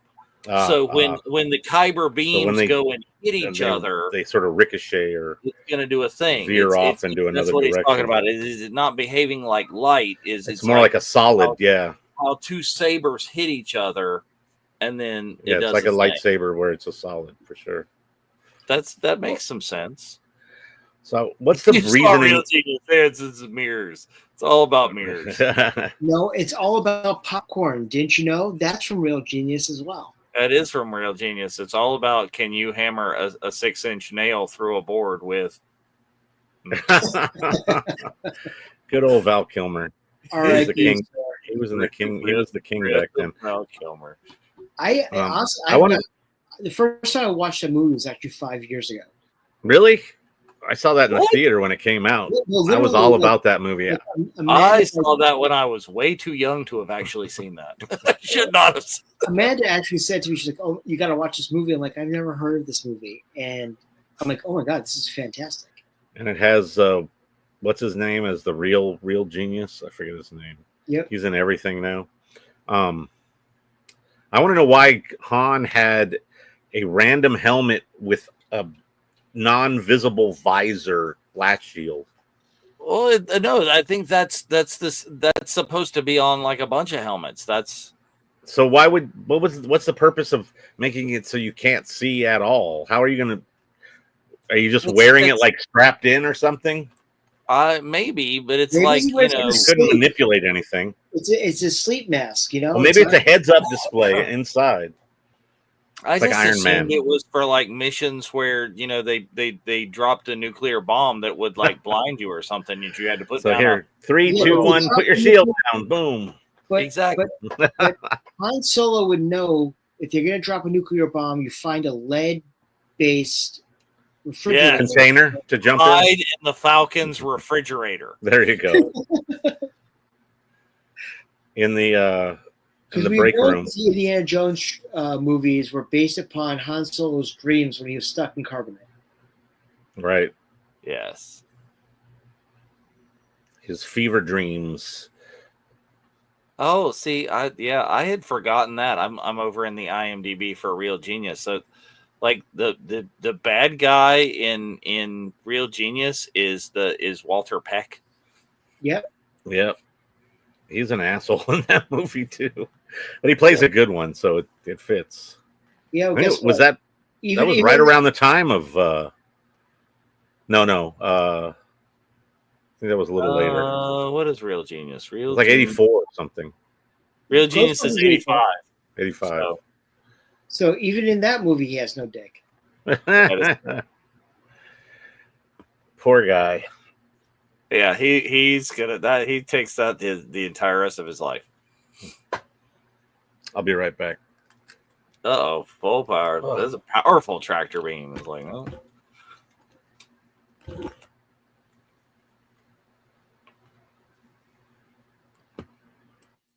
Entering the popcorn bucket. Mm-hmm. No, I like my popcorn bucket that is like way back there. Is the Falcon popcorn bucket. I wasn't collecting them when that first came out. I don't know that I was collecting them. I just happened to be at Disney World when they. No, did I get that? I might have gotten that at Disneyland. Well, I know when we were walking around in 22 that the AT was then. Mm-hmm. Because I remember Keanu bought one. Yeah, I want to say I might have gotten the Falcon one. Might have been at Disneyland right after Galaxy's Edge opened. Might have been that.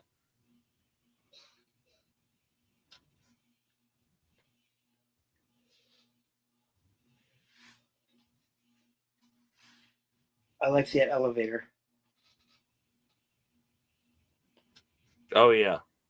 Well, it's like the lifts on the flag, like an aircraft carrier lift. Right.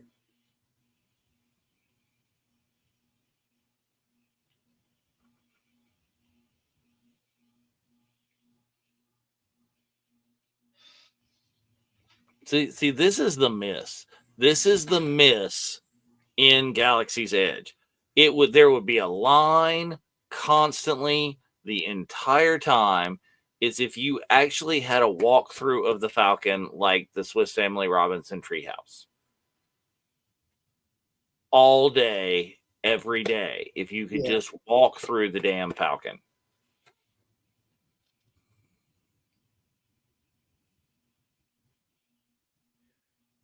You see, I wish they did Lucas World like they planned that original thing that we saw online years ago. That was almost to be like going around the world in Epcot, but the Death Star in the middle, and each country was a different planet. Oh, well, yeah. There you go. So Disney, when people get tired of Spaceship Earth, we've been tired of Spaceship Earth since the mid '80s. We have not. Everybody loves the Phoenicians, damn it. And it's Dame Judi Dench now. It's upgraded. Fixed it. I remember back in the day when to make reservations at the countries, you went underneath Spaceship Earth and it was computer screens. Oh yeah. 8-bit, and then you spoke to somebody, and that's how you made your reservations. But that wasn't like it was you're not talking about the outside. You're talking about the like game room underneath, right? Correct. But you had to go in there with big screens. There were touch screens, and you choose restaurant, your time, and all that. I remember going there with my mom, back in the early '80s. But now I want to go to that new bar that's opening up next month. That's underneath. Oh yeah. I remember when the girls were little, when Chloe was little, not even like when Amelia was teeny tiny, is that there was like a crawl around play place and like a ball pit or something in there. All right. My turn to step out. I'll be back. Okay. See, you need those little like the little brass ball things on the table, and like right here in the Obi-Wan knew right in the middle of the living room. That's where you need the refresher. Maybe that's what the Dejarik table doubles as. It could be. You don't know. I was saying, Jeff, that like the big miss in Galaxy's Edge would be we need there should have been a walkthrough of the Falcon, like the Swiss Family Robinson Treehouse. People would do that all day. Well, we get to walk into the Falcon, so to speak. Sort of, but you only see like the main hallway, the Dejarik room, and then just the hall to the cockpit. Yeah, depending on which way you get called. So if you get called the other way, you get to see the kissing corner, right, on the way to the cockpit. Yeah, so it would be cool to if they would actually create the other space is kind of what would have to happen. Like if you saw the cargo hold, if you saw the big if you saw some panels off the floor where they hid, you could see if you could see more of the space, the to the quad lasers. If you could see actually the engine room or the cape room or, all the things. Yeah.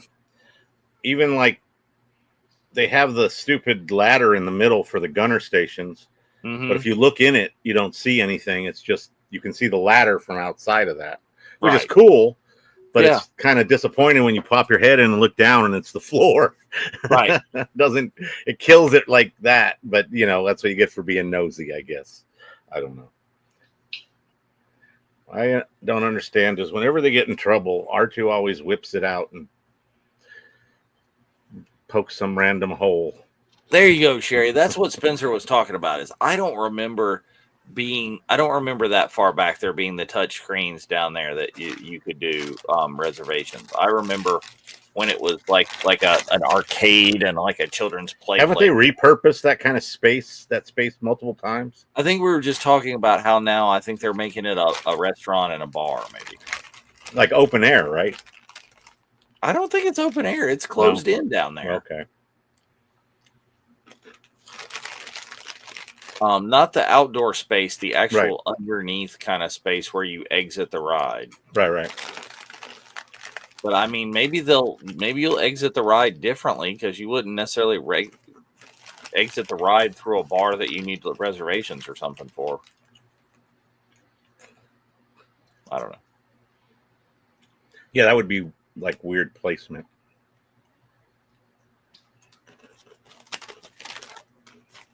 Yeah, hand me those binders. The Wookiee won't resent that at all. You just met this Terry guy, and you're gonna try to. Like, no, negative. Those binders are way less fancy than the ones that you can buy at the Star Wars shop. But those look like they look golden or something, though. Yeah, but it just looks like pipe clamps, which they probably are, something like that. Yeah, the ones that you can get on Galaxy's Edge match closer to the Stormtrooper outfit, and specifically First Order troopers. With that white, I think they did a gray version though that looked like metal, which is actually way cooler looking. Because the white ones are sort of like garish and too bright. Yeah. What was the color of the binders that Grogu had to wear? They were metal, right? They were gray. Were they gray? Yeah, grayish. You know, we should ask Warren next time we see Warren. We should ask him that when we see him in Texas. There we go. Because Warren was binders. That's funny. That's such a weird thing to have like on your resume. On your resume is I put the handcuffs on Grogu. The cutest baby puppet creature thing you ever saw. Funny.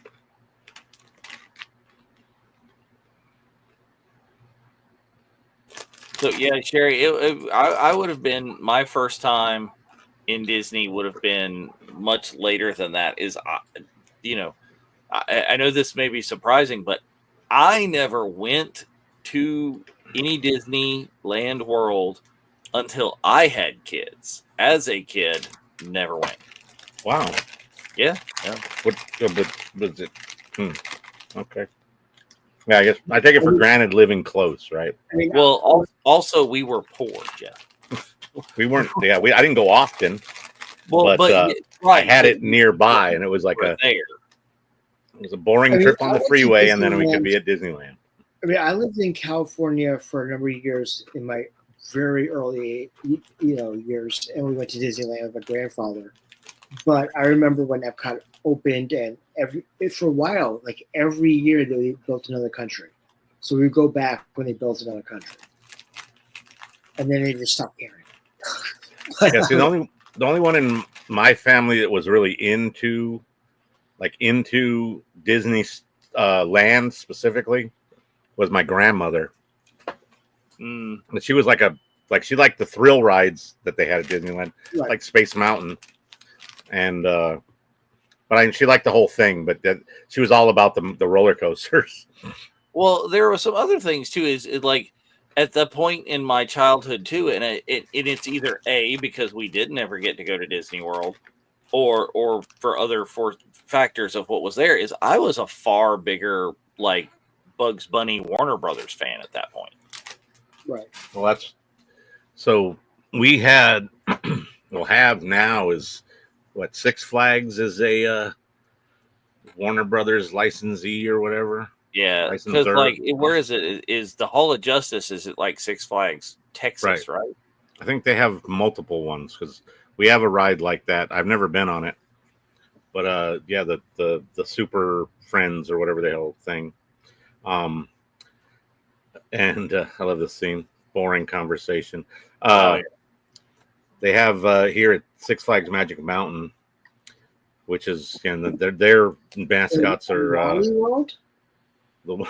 Yeah, exactly. Except for what's weird is that whole iconic shot of them going like into the parking lot, underneath the Wally World sign, like thing was shot at like a museum or no, it was shot at Santa Anita Park, the horse racing track in Arcadia, nowhere near Magic Mountain in Valencia, and both of which are very far from like Los Angeles City proper.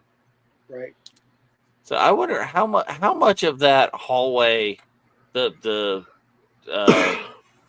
cell block hallway, how much of that is practical and how much of that is like a matte painting or something beyond it. Because it looks like it goes on forever. Yeah, like that infinity effect kind of thing, right? And it was probably theoretically they could have done that with mirrors, so it could be practical and mirrored. Possibly. How derogatory is that? He just basically like brushed the Jedi's and the Force underneath the carpet right there. He's like, "You're the last of that religion." Okay, but religion? Yeah, he's kind of callous about it, like that. You need to. Well, that's a trip to HR. Yeah. So Freezy, that's an interesting question, but he talks about Star Wars all the time. Like I don't quite understand that question. He's been in a lot of stuff, so. Well, I mean, he's much nicer about a lot of his other properties. He talks about it all the time, but he doesn't necessarily give the love to it. Right. It's like, oh, did you enjoy the Thunder? It's like, I got paid. He's got that kind of attitude about it a lot. But if you ask him, I think from what I've seen on talk shows and stuff, is he tends to be a lot nicer in his reviews or talking about Indiana Jones. If you ask him questions about Witness, he's not just a snarky bastard about it. Yeah, that's interesting. I'm gonna kick some ass and take some names. See you on the other side, suckers. And here comes one of the memeable lines. Oh yeah. Get in there, you big furry oaf. I don't care what you smell. Well, I saw a thing here earlier too, is that that people mentioned is why didn't Luke have the lightsaber with him at this point? Would that not have solved a crap ton of problems here? Oh yeah, that would have changed getting out of here, especially, right? Yeah, it's could have pulled the Qui-Gon. Where's the lightsaber?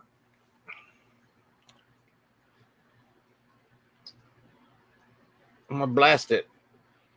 We were literally down here for a split second, and you didn't hear any gunfire while you were up at the next level up. Well, he was getting shot at. How long were you guys down here before I got here? Wow. Yeah.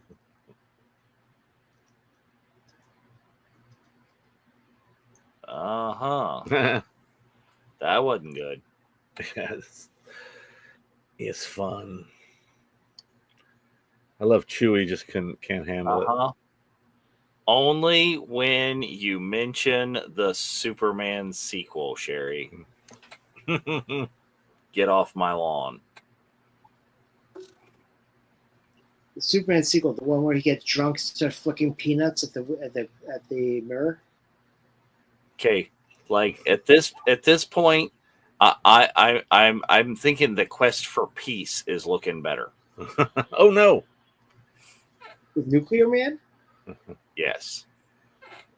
I would prefer Duff Man, personally. But, oh, yeah. This always freaked me out because it's like they're in calf-high water. Right. And he's getting taken away under where he can't find him. It's like, where the hell did he go? Is there a big, giant opening that he's pulling him through? Is there a big hole there in the middle where the thing comes in and out, or... Again, he's like that. Where did he go? Did he? Don't go in the ocean, as the sharks will in knee-deep water. Yep, that's funny. I used to have weird nightmares about sharks that could get into very shallow spaces. So we know you'd seen Star Wars at a young age. Did you see Jaws at a young age?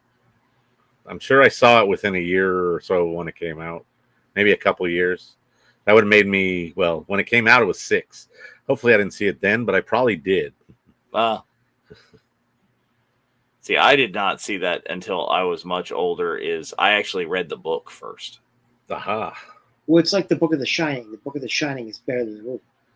Oh yeah, there's so much more stuff that happens in the Peter Benchley book than happens in the movie. Yeah, usually that's the problem. And then what you imagine having read the book is way cooler than what they ended up using. And that proves my point right there, is that if they ever made the movie of Heir to the Empire, it would not be good. It'd be hard to match, right? And probably would have to get cut to hell. I mean, it depends. Again, it depends on if you get like the right person that makes it, and given the person the right, like I say, you give it the shot. You let Zahn do the screenplay, but you get him some help because he's not a screenplay person. Who would be the director? Who would direct? Get Ron Howard to come back to direct. I mean, there's the possibility. There's Ron Howard. There's Bryce Dallas Howard. Get Ryan Johnson to direct. I am okay Bite with that. your friggin' tongue. We talked about that last night on the Resistance broadcast, because he's been doing press again for other stuff, including the Poker Face and the third Knives Out movie, and he's like, if I'd be able to come back to Star Wars, I'd be the happiest man. But the fact of the matter is that he doesn't have to. Like he proves his point and everything of that nature. He doesn't have to come back to Star Wars. He's doing just fine with everything else he's got going on. Well, there's whole levels of things of his fault and not his fault, and right. The way it's on the unifying force all the time is the director needs to direct, the writer needs to write. Why was he doing both? JJ did the same thing, though.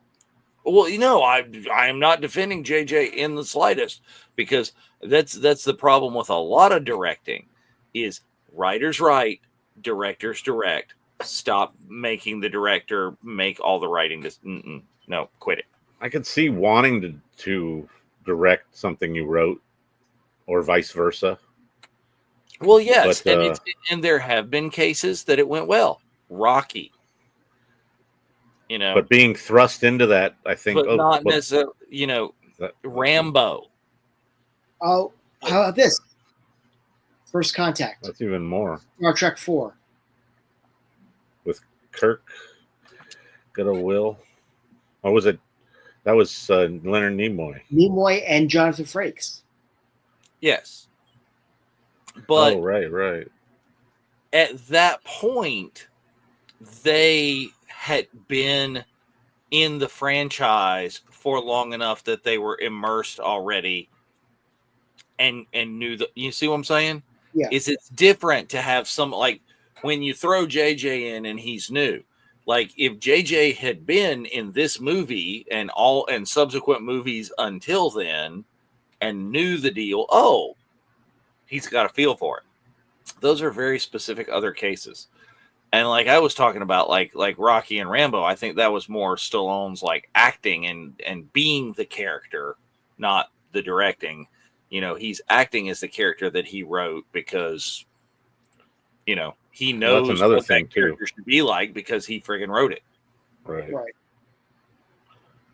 So he doesn't need to be directed as much at that point, because he knows what the whole end outcome is going to be, the ideal version of that.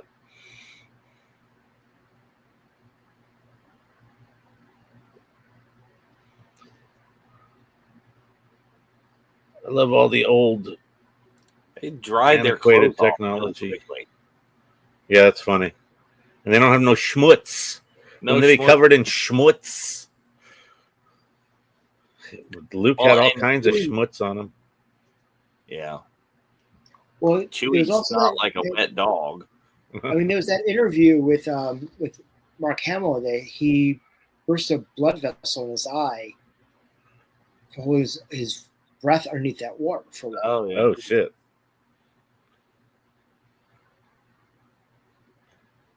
Wouldn't want to cut during that scene.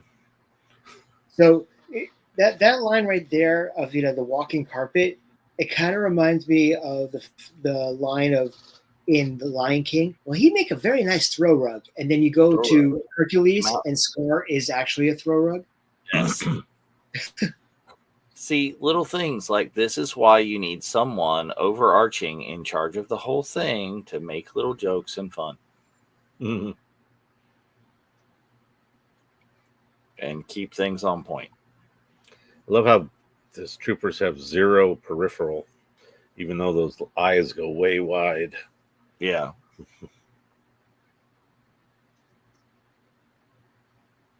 Oh, and you want to talk about and see Grumpy Old Man? You're going to get a preview of the Superman Grumpy Old Man when, if I get a chance this weekend to go see Lilo and Stitch, because damn it, son of a bitch. No thanks. I'll pass on that. Well, we are a huge Ohana family. We are the Lilo, like we own dogs named Lilo and Stitch. Oh, there you go. And like we go to Ohana anytime we are in Orlando, whether we're at Disney World or not, we go to Ohana. Well, because it means family. Yeah, it does mean family, except from some dumbass director in the new freaking son of a. Dave, tell us how you really feel. What do you think about the possible? Was that stuff about things being reworked, like legit source? I have heard from not people I know, but other people who have allegedly been in the theater and seen it. That those are real things that happen. Okay, so maybe it's no. I'm just wondering if the story is legit, or is it somebody maybe who saw it in a screening making like a fake news article or something. There's too much nonsense around all this stuff. There is too much nonsense around all sorts of things, as you about can't tell. Talk about looking through the helmet. There's if you watch Brendan Wayne on the Sackoff show that just came out, they talk about, and it's actually in the clip, about how he would map out the steps because he couldn't see his peripherals. Oh, yeah. Well, who was it that was talking about that? There was somebody that was on the show, and it wasn't Brendan, I don't think, that was talking about how they did the stunt work. Was it... Was it Diddy? Was it Warren? Or Warren or Paul? It was one of them, I think. That we're talking about that's how you do the stunts, and that's how you figure it out, is you get to point B, and then you kind of go back and you figure out, oh, this is where I got to go between point A and point B. Was somebody talking about that? Yeah, it was more the feel of what you had to do. I think a lot of those actors do that kind of thing. You know, if you're in a mask or a helmet or something, you got to kind of go by feel more than like use other senses. You're memorizing it. You're more or less, you're doing choreography. Right, yeah. You're memorizing your dance steps. So the Disney Special Edition should cut in an updated version of that fan-made version of this fight. So much better. But I mean, granted, limited to the technology of the time and the whole point. But and old men like fighting shouldn't technically be too crazy. Well, but that's the force. Some of these moves are goofy. The force works, Jeff. Yeah, they can do that. Like Yoda kicking ass and doing capoeira and shit. Just Mr. Flippy Doodah. But so if you watch season 2 of Light and Magic, they do a whole segment about that. Yeah, I still got to catch up on that. Which has a lot of Lorne and a lot of Fawn. And you too can meet Lorne Peterson at Rebel ScumCon. Go to ScumCon Conventions with an S.com and buy your tickets. And then you can meet Fawn Davis at Boonta Eve if you go to virtualcantinanetwork.com. Totally got something for Fawn to sign. I miss getting him to do that in Tokyo. But I got to figure out what I want Lorne to sign. I don't know. I might buy the book. I'm looking heavily at buying the book.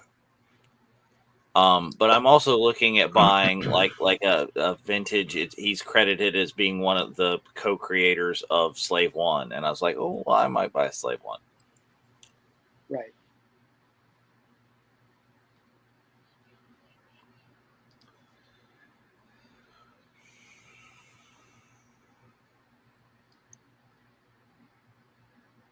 And make sure that you check out Everest Autographs. Everest Autographs are the official co-signers for Rebel ScumCon and Boonta Eve in Texas. If you're not able to make the event and you want to get something signed, reach out to our good friend Chris over at Everest Autographs, and he'll take good care of you.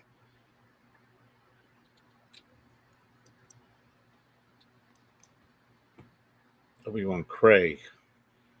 He doesn't even hesitate. It's like, no, should I strike down my old homie? Nah, I guess I'm just going to take him out.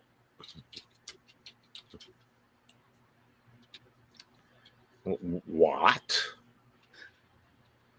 I love how you sort of see Vader in the background, then he's sort of like just randomly like, what?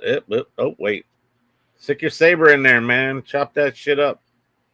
You could have came through before they left.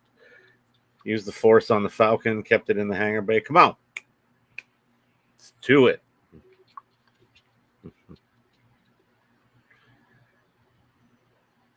This is Chewie mode right here.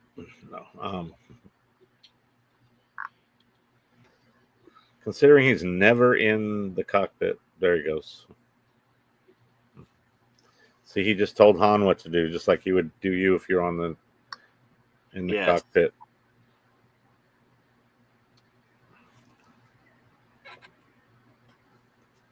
Sad boy Luke. Here's an old nasty poncho from Tatooine.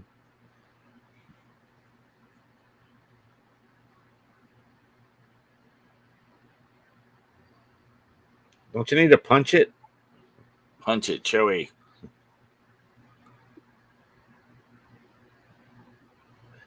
Yeah, I just lost a whole planet full of people, but that's cool. No, MBD. It's like we were talking about the fact that,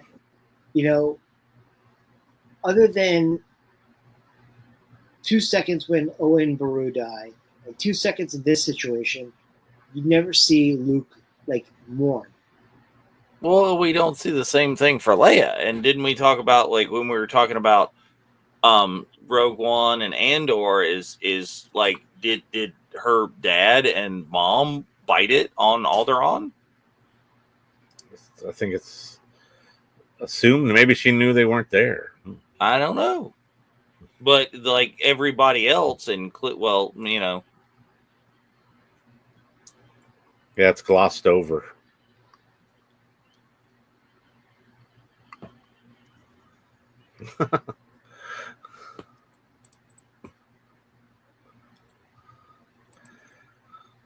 Troy hit it right there. Everyone is sad except the driver.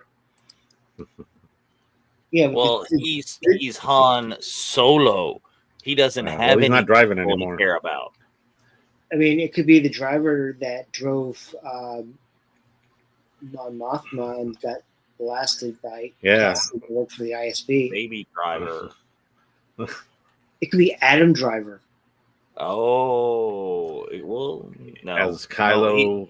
He doesn't exist yet. Radar technician. Or it could be Cinta Driver that goes and shoots you when she drives away. Mm. Like she did to Mon Mothma's best friend. Well, that dude needed to go. It's like, but did he? What about Diddy? It's like he needed to go, and she should have chauffeured Ponytail dude too. She was probably cheating on her with that other dignitary. Right. That's what I'm saying.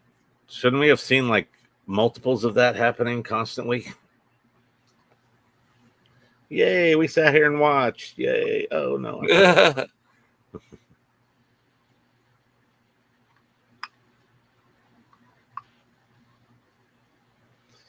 Tarkin's pissed. Oh no.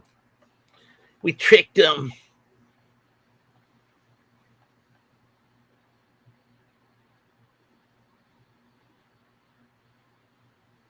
Fooled you. Evil will always win because good is dumb.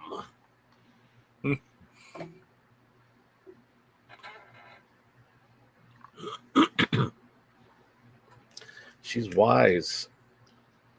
Yeah, we check.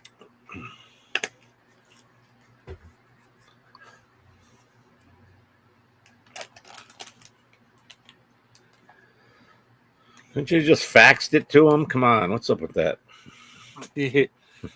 Well, no. Too sensitive to attach to an email? What if it was encrypted? Yeah, well, they need the physical encryption key to unencrypt it. Just an ad for the Galactic Postal Service. There you go.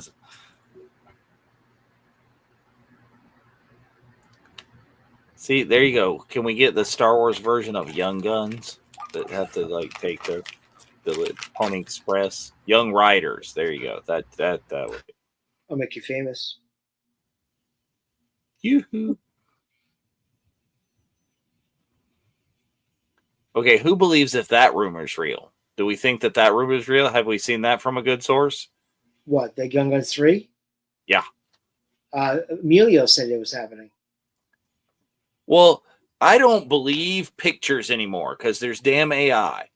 I don't even believe, like, I didn't see video of him saying it. I've seen a picture of him standing in front of a lectern with like the words over top of it, but I don't believe that shit anymore.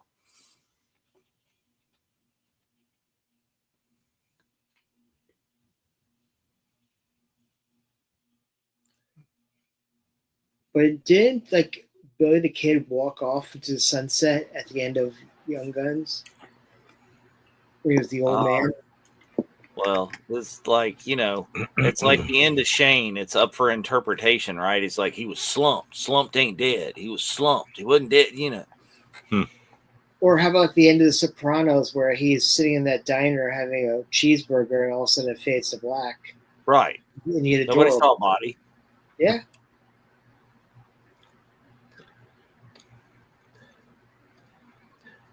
The one thing that's always bugged me about the digital readouts is that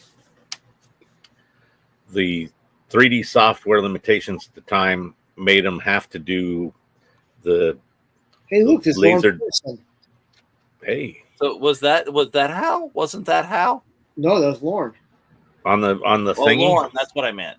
Yeah, Lauren. I said the wrong name and was thinking the person. It's like that was Lauren is with the spear and the little thingy. Right.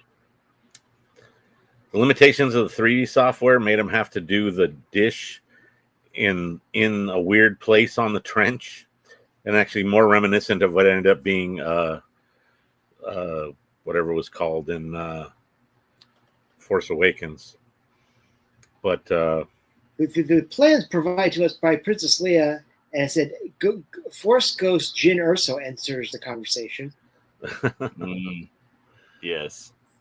Force Ghost Cassian Andor. Yeah, there you go. Well, that's the more unreasonable. These are all the people here on Yavin where Cassian has been from like the beginning. It's like, hey. Hey, has anybody seen Melchi? Hey, look, there's David Ickman.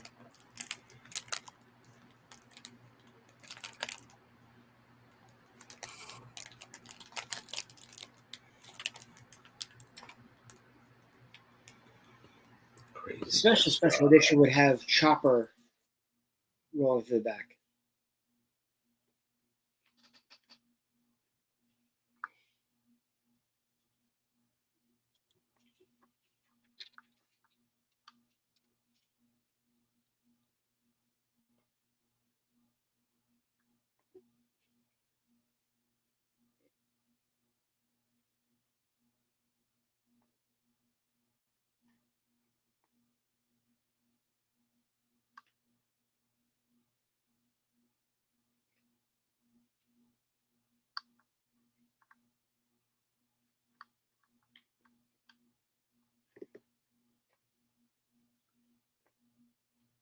Come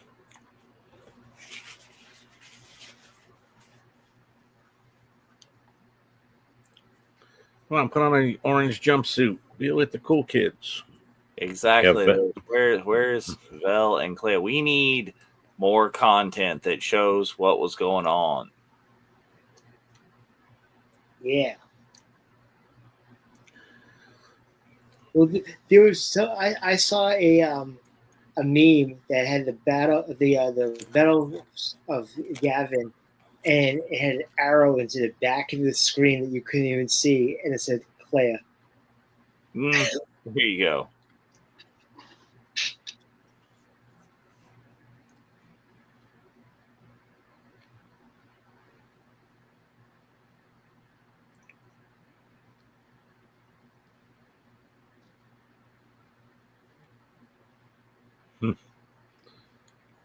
Space drama.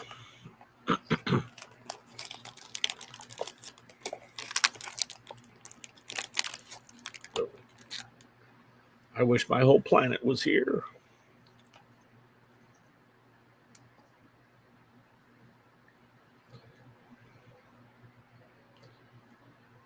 Luke.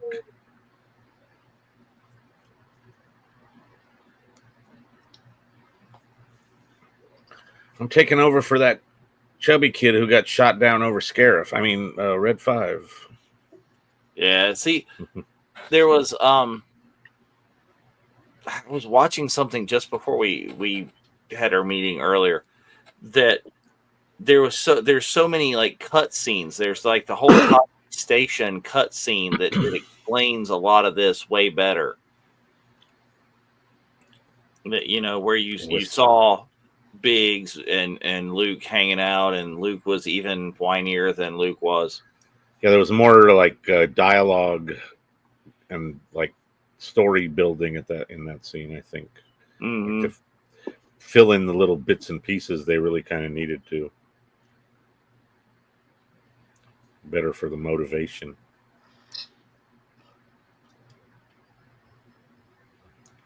Well, it's like no running. You saw the interviews with like Hayden, and people were asking him, where did he get the Anakin wine? And he talked about how he actually watched Mark Hamill in this movie to get that set up. So that's why Anakin is a whiny little bitch. Yes, because his son was. Yes. Well, and then Adam Driver, obviously from somewhere, like, oh, let's just dial that up to 11. Yeah, but it is right. Similar motivation. He had Beats hooked up inside his helmet, and he was listening to My Chemical Romance or some other emo shit. Darth Emo? Yeah. Krylo Ren? Yeah. No, I have not, Chantel. Oh, that's the I think they showed it on Tested with Adam Savage. It's Luke boarding the X-Wing. Uh-huh. But the entire thing is him. I think we got one foot on the ground and the other foot on the ladder. And then all it is the ladder and like one panel of the X-Wing. Like right below where he would get in the cockpit seat.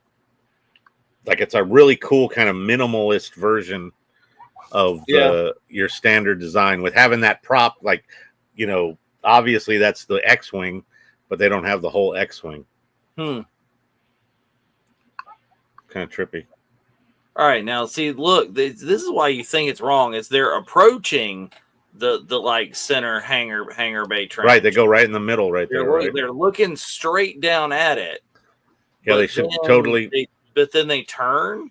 They like invert. That's so Top Gun right there. Buzzing the tower. Well, I'm just talking about how in Top Gun Maverick, to get into the valley, they have to invert and come over to go down in. You can't, force it down. It doesn't work that way. You power up.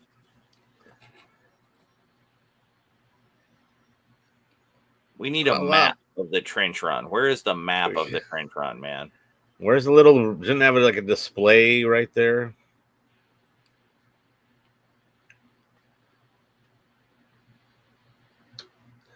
Our lasers are so turbo.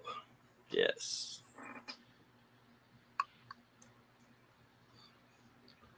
Like what? I mean, this is Top Gun Maverick. It's like we have to fly low enough to avoid the SAMs, and we have to go fast enough to avoid the fifth generation. When I watched that movie, I was like, "Holy shit, this is the trench run!" Yeah. And then they added to it or whatever. But whoa, Tom Cruise is going to go above and beyond. He's weird, but he makes some crazy action. Luke, listen to the voice in your head, Luke. Why are they just randomly shooting the surface and blowing up the Death Star? They're just wasting time. Why? Strafing the surface. Pick up your visual scanning. How about just look around, dude?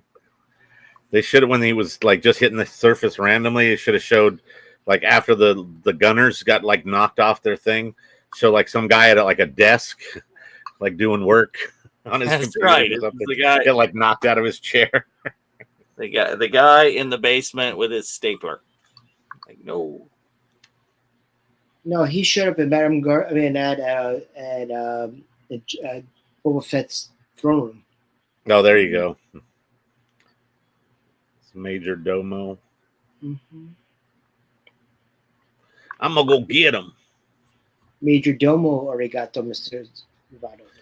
I mean, there's got to be a lot of people not doing their job for Darth Vader to have to get up in a ship and go. It's wait, come on, where are the TIE fighter? Yeah, where's the squadron out there addressing this issue? Red 5, don't go down like your predecessor. So if you know how they would say on the Chappelle Show, Charlie Murphy's got to choke a bitch, it'd be Darth Vader's got to choke a bitch. You got to get out there because nobody's doing anything apparently. It's like Family Guy. It's just grab your neck and pretend that you're choking. Oh, look, there's Rise of the Resistance. Speaking of Family Guy, Star Wars. Oh, yeah. We may be watching something along the lines of that. Oh, yeah. Everybody, if you have a favorite, go ahead and right now, is put in the chat if you've got a favorite homage to Star Wars or Star Wars that occurs in other properties like Robot Chicken or like Family Guy. Or even the episode of the 70s show where they go watch Star Wars. Is if you have a favorite of that. Fanboys, any kind of thing like that. Fanboys, any kind of thing that you think would make fun, fair for us to watch here. Any of the amazing fan films that they have had made for the contest that Lucasfilm does. Any good ones would be that you have suggestions for? Definitely throw those out there. Spencer, you don't have to put those things in the chat. Is A, you have a microphone on right now. Is B, where was this in the 47 different chats that we already have? Yeah, that whole list where was laundry list going? Well, missing that one conspicuously. I think the last time we watched that during COVID, we did something similar like this. We watched Jay and Silent Bob Strikes Back. We're all sitting there because we were very much in our peak. No. Was that the one with Chris Christopherson? It shows up for some reason. We were very much in our PG phase of here at the Virtual Cantina Network. So when we were watching Jay and Silent Bob Strikes Back, all of us were I forgot. Thankfully, we didn't broadcast that. I mean, in terms of the actual visual, except for us reacting. Yeah. I don't think I was around for that one.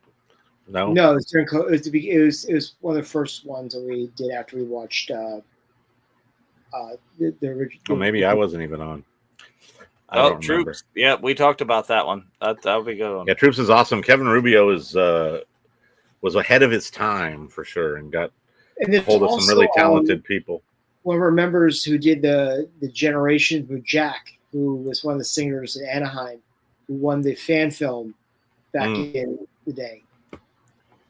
Yeah, a friend of mine won a like best comedy or something, and got his award at Celebration.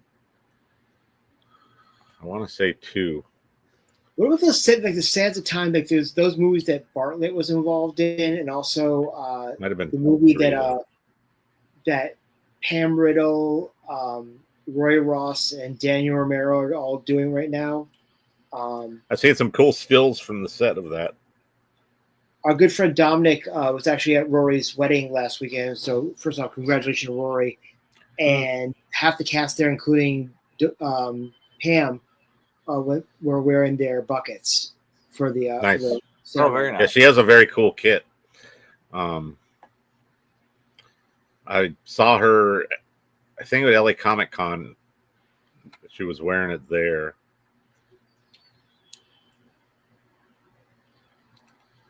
I love that they repurposed so much of this cockpit footage for Rogue One. That was so cool. Well, yeah, Gold Leader, show up. No, They use his, his cutscenes from this one, so they brought it into Rogue One. right, exactly. I just said that. The extra footage was very kind of cool and ties it together really well. It's funny how they like stumbled across it in a random like archive basement or something. Let's talk about this. Why wasn't Gareth Edwards offered another movie?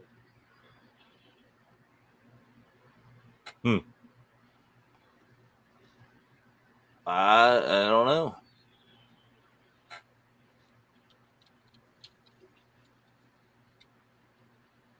Ow. I'm gonna take out the tower. I mean, did he do something else that was a stinker?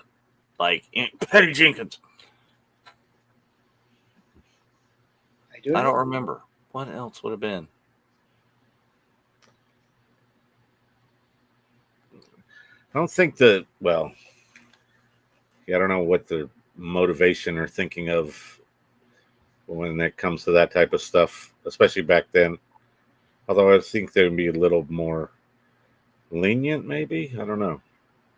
Well, for what I gathered, Tony Gilroy went back in and,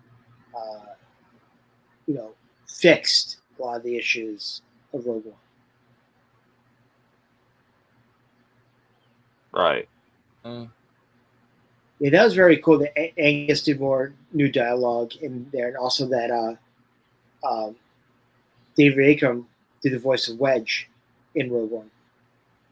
Yes.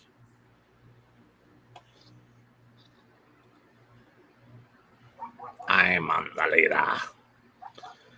I'm gonna get this done the right way. Okay. Did anybody remember playing the original Star Wars 8-bit video game in the arcades where you're doing the Death Star trench run and you had the green? They had those crossbars. Yeah. I do not always thought that. It was the vector graphics version. Yeah. And you had the yoke on the machine. Yep. So it was a cool controller that was like not of your average video game controller. And once you did when you did the trench run, you had to point it down and shoot. Yeah, you had to shoot along the floor basically. Mm. But as you went, there was like guns shooting at you that you either shot their little thing or them or whatever. But then there was also like crossbars all the way through the trench. Oh no! Took out R2. Crispy R2. If that don't wipe his brain, nothing will. You may 5 minutes. Although you did it in 30 seconds. But the other day.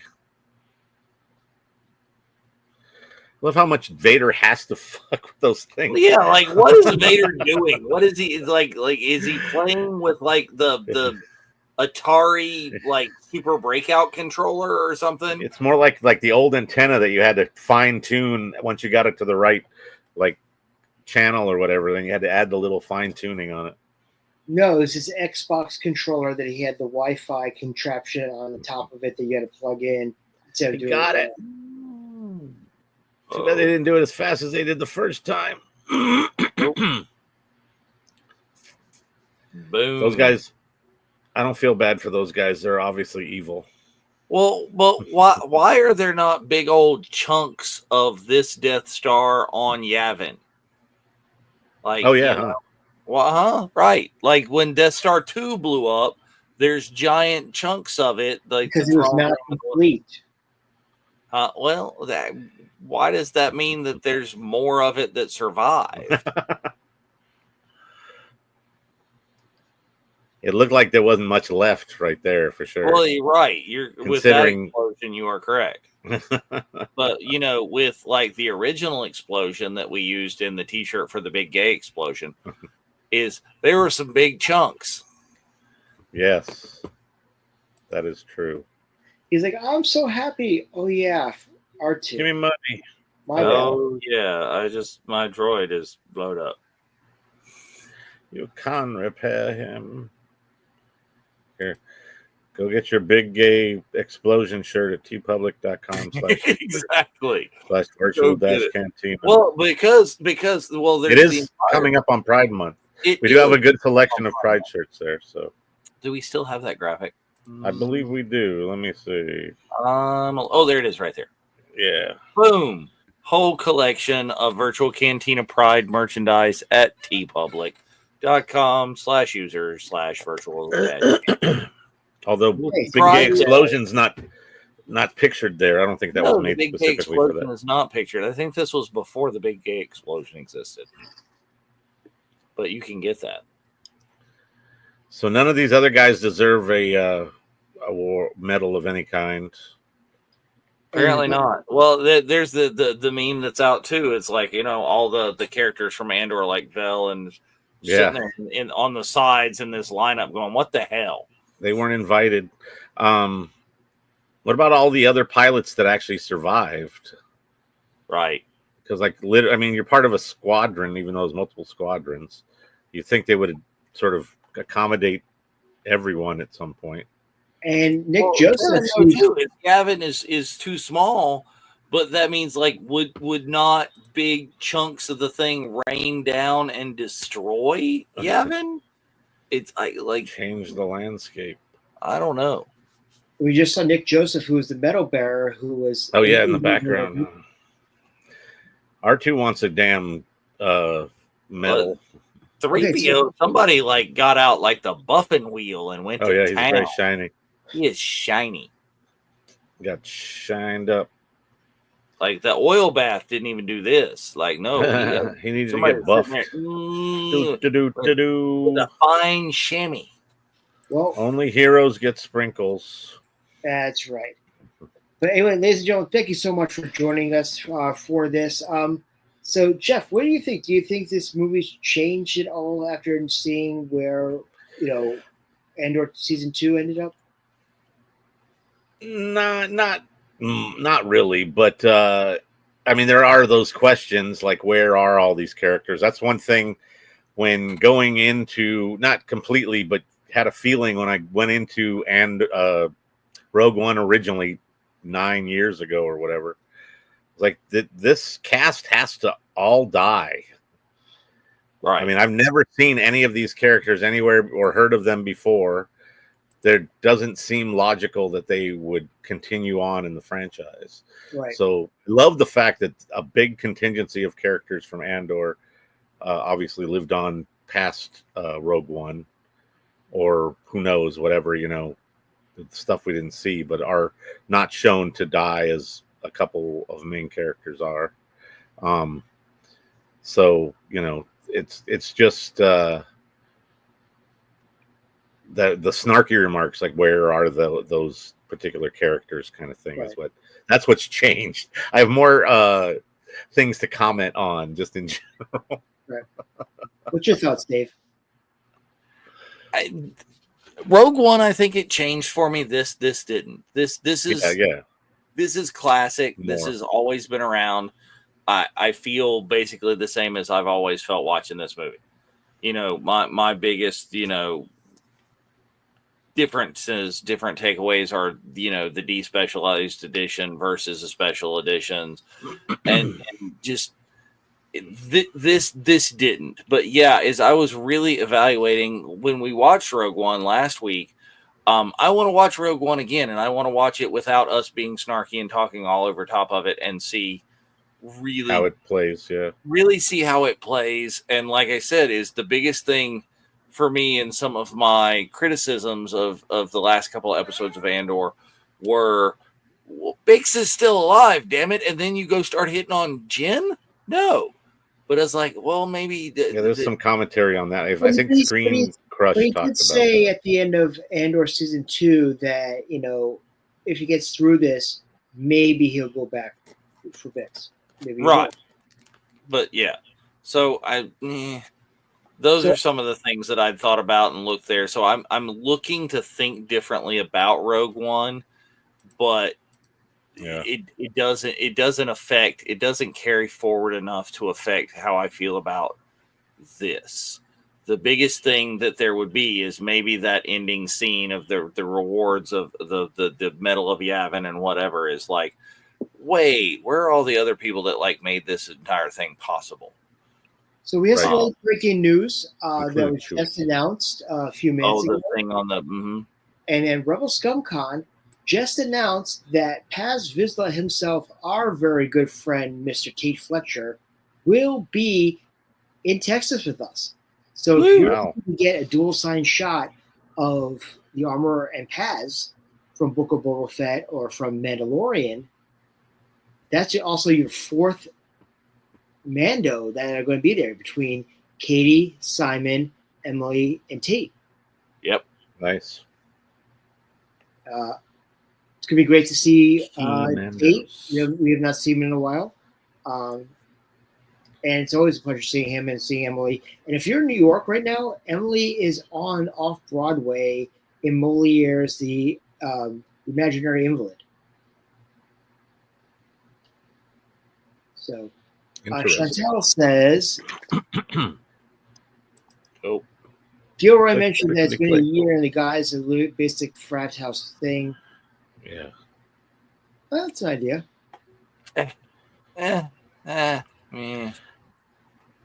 I think that's a cop-out. But anyway, ladies and gentlemen, thank you so much for joining us tonight. We greatly appreciate that. And don't forget that you can go and get your tickets for Rebel ScumCon right now by going to rebelscumconventions.com and get your tickets for Rebel ScumCon. Also, you can get your tickets for Bunta not only at the Rebel Scum website now, but if you go to virtualcantinanetwork.com, you get your tickets from there as well. Also, don't forget to like, share, subscribe, and ring that bell for notifications, because you never know what's going to happen at any particular time. We've got a whole bunch of sponsors that need to be updated, and will be updated with some exciting stuff going on. But we've got some new stuff that we'll be announcing very shortly about what other shows we're going to be doing, in the future. Well, and people. Everybody watching, join us Monday, man. Join us Monday for Clone Wars Revisited.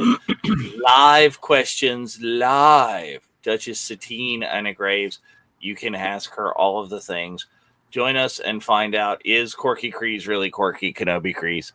Because you know that we will not rest until she gives us something for that. So Corky Kenobi Kryze, is that sometimes with the hyphen, sometimes without the hyphen, sometimes you spell the hyphen? He goes by Obi2. It's all Obi2. There you go. But ladies and gentlemen, thank you so much for joining us. We look forward to seeing you next week and all the stuff going on with Virtual Cantina Network. Please make sure you keep track of that. We are on the march right now to 100,000 members. Congratulations to Golful, who messaged me literally 10 minutes ago. Nice. All his information. Cool. I sent it over to Kentucky. He's like, yeah, he also bought 2 VIP tickets, so now Gopher's bringing his kids. Sweet. So it's pretty awesome from there. But stay tuned. Once we get to 98.5, you'll find out what our 99 problems, but a gift ain't one gift will be. See what we did there. Ladies and gentlemen, thank you so much for joining us tonight. And until next time, may the force be with you. Always. This is the way.